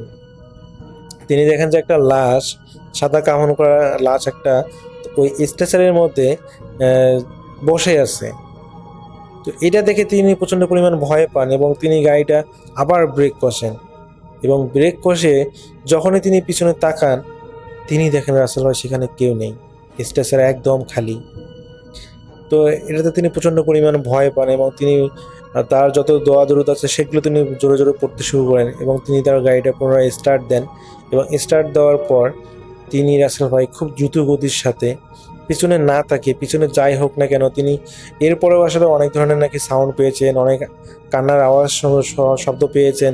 তিনি আসলে কোনো কিছুর তোয়াক্কা না করে তার যত স্পিড আছে গাড়িতে, যত স্পিডে চালা যায় তিনি সমস্ত স্পিডে চালিয়ে তিনি কুষ্টিয়াতে আসেন। এবং কুষ্টিয়াতে আসার পর রাসেল ভাই তিনি গাড়িটাকে গ্যারেজ করেন এবং গ্যারেজ করে বাসায় চলে যান। এবং সেদিন রাসেল ভাই তার কোনোভাবেই ঘুম হয়নি। তো এর পরের দিন রাসেল ভাই সকাল থেকে দেখা যায় তার প্রচণ্ড পরিমাণে শরীরে জ্বর, এত পরিমাণ শরীরে জ্বর যেটা পরবর্তী তিনি ডাক্তার দেখান, কিন্তু ডাক্তার থেকে ওষুধ নিয়ে আসার পরও তার জ্বর থামতেছিল না। তো যে এখানে আসলে ওই জাহিদ ভাইয়ের বউ বলেন যে আসলে তুমি হয়তো অনেক ভয় পেয়েছো, তুমি এক কাজ করো, ওষুধ খেয়ে কাজ হবে না, তুমি ডাক্তার দেখাও। তো বলে যে আমি তো ডাক্তারের কাছে ওষুধ নিয়ে এসেছি। তো দেখা যায় যে ওষুধ খাওয়ার পরও কোনো কাজ হচ্ছিল না। পরবর্তীতে জাহিদ ভাইয়ের বউ বলে যে আমার মনে হয় যে তুমি যেহেতু ভয় পেয়েছো, তোমার আসলে ডাক্তার দিয়ে হবে না, তুমি এক কাজ করো, একটা হুজুরকে দেখাও, হয়তো হুজুরের পরামর্শ ভালো হতে পারে। তো পরবর্তীতে তিনি স্থানীয় একজন হুজুরকে দেখান এবং হুজুর বলেন যে আসলে হয়তোবা সেই যে লাশটা তুমি নিয়ে গিয়েছিলে ওটা হয়তো কোনো একটা কারণে তোমার পিছু নিয়েছে, বলতে ওটার কোনো একটা কারেন্ট জিন বা অন্য কোনো খারাপ জিন তোমার হয়তো সেটারই ছন্দবেশে তোমার পিছু নিয়েছে। তো যাই হোক, চিন্তা করো না, আমি তোমাকে হলো পানি পড়া দিচ্ছি, আশা করি ঠিক হয়ে যাবে। তো রাসেল ভাই এরপর তিনি সেই হুজুর পানি পড়া দেন এবং তিনি হলো ওই জাহিদ ভাই প্রায় 15 দিন নাকি অসুস্থ ছিলেন। যদিও জ্বরটা এক সপ্তাহে চলে গিয়েছিল, কিন্তু তারপরও তার শরীর হালকা কারণে তিনি আসলে 15 দিন ধরে কোনো গাড়ি চালান নাই। তার সুস্থ হতে প্রায় 15 দিন সময় লেগেছিল এবং জীবিকার তাগিদে আসলে তাকে পুনরায় আবার গাড়ি চালানো স্টার্ট করতে হয়। তো রাসেল ভাই এরপরে আসলে তিনি হলো একা আসলে গাড়ি চালাতে সাহস পাননি। তিনি এরপরে একজন ড্রাইভার নেন, বলতে তার সহযোগী ড্রাইভার, যেটা আমরা বলি হেল্পার। তো তিনি দেখা যায় যে তিনি হলো অর্ধেক রাস্তা ড্রাইভ করেন এবং তার হেল্পার অর্ধেক রাস্তা ড্রাইভ করেন, এই ধরনের আসলে তিনি একজন রাখেন। তো এরপরে আসলে জাহিদ ভাইয়ের সাথে ভৌতিক ঘটনা ঘটেনি, তারপর থেকে তিনি নিরাপদে গাড়ি চালাইয়েছেন। তো এটাই ছিল রাসেল ভাই জাহিদ ভাইয়ের ঘটনা। আমার কাছে এই ঘটনাটা বেশ ভালো লেগেছে, যার কারণে শেয়ার করা। যদি ভালো লাগে থাকে তাহলে শ্রোতাদের কাছে শেয়ার করবেন। সবাই ভালো থাকবেন, সুস্থ থাকবেন, এই প্রত্যাশায়। আল্লাহ হাফেজ।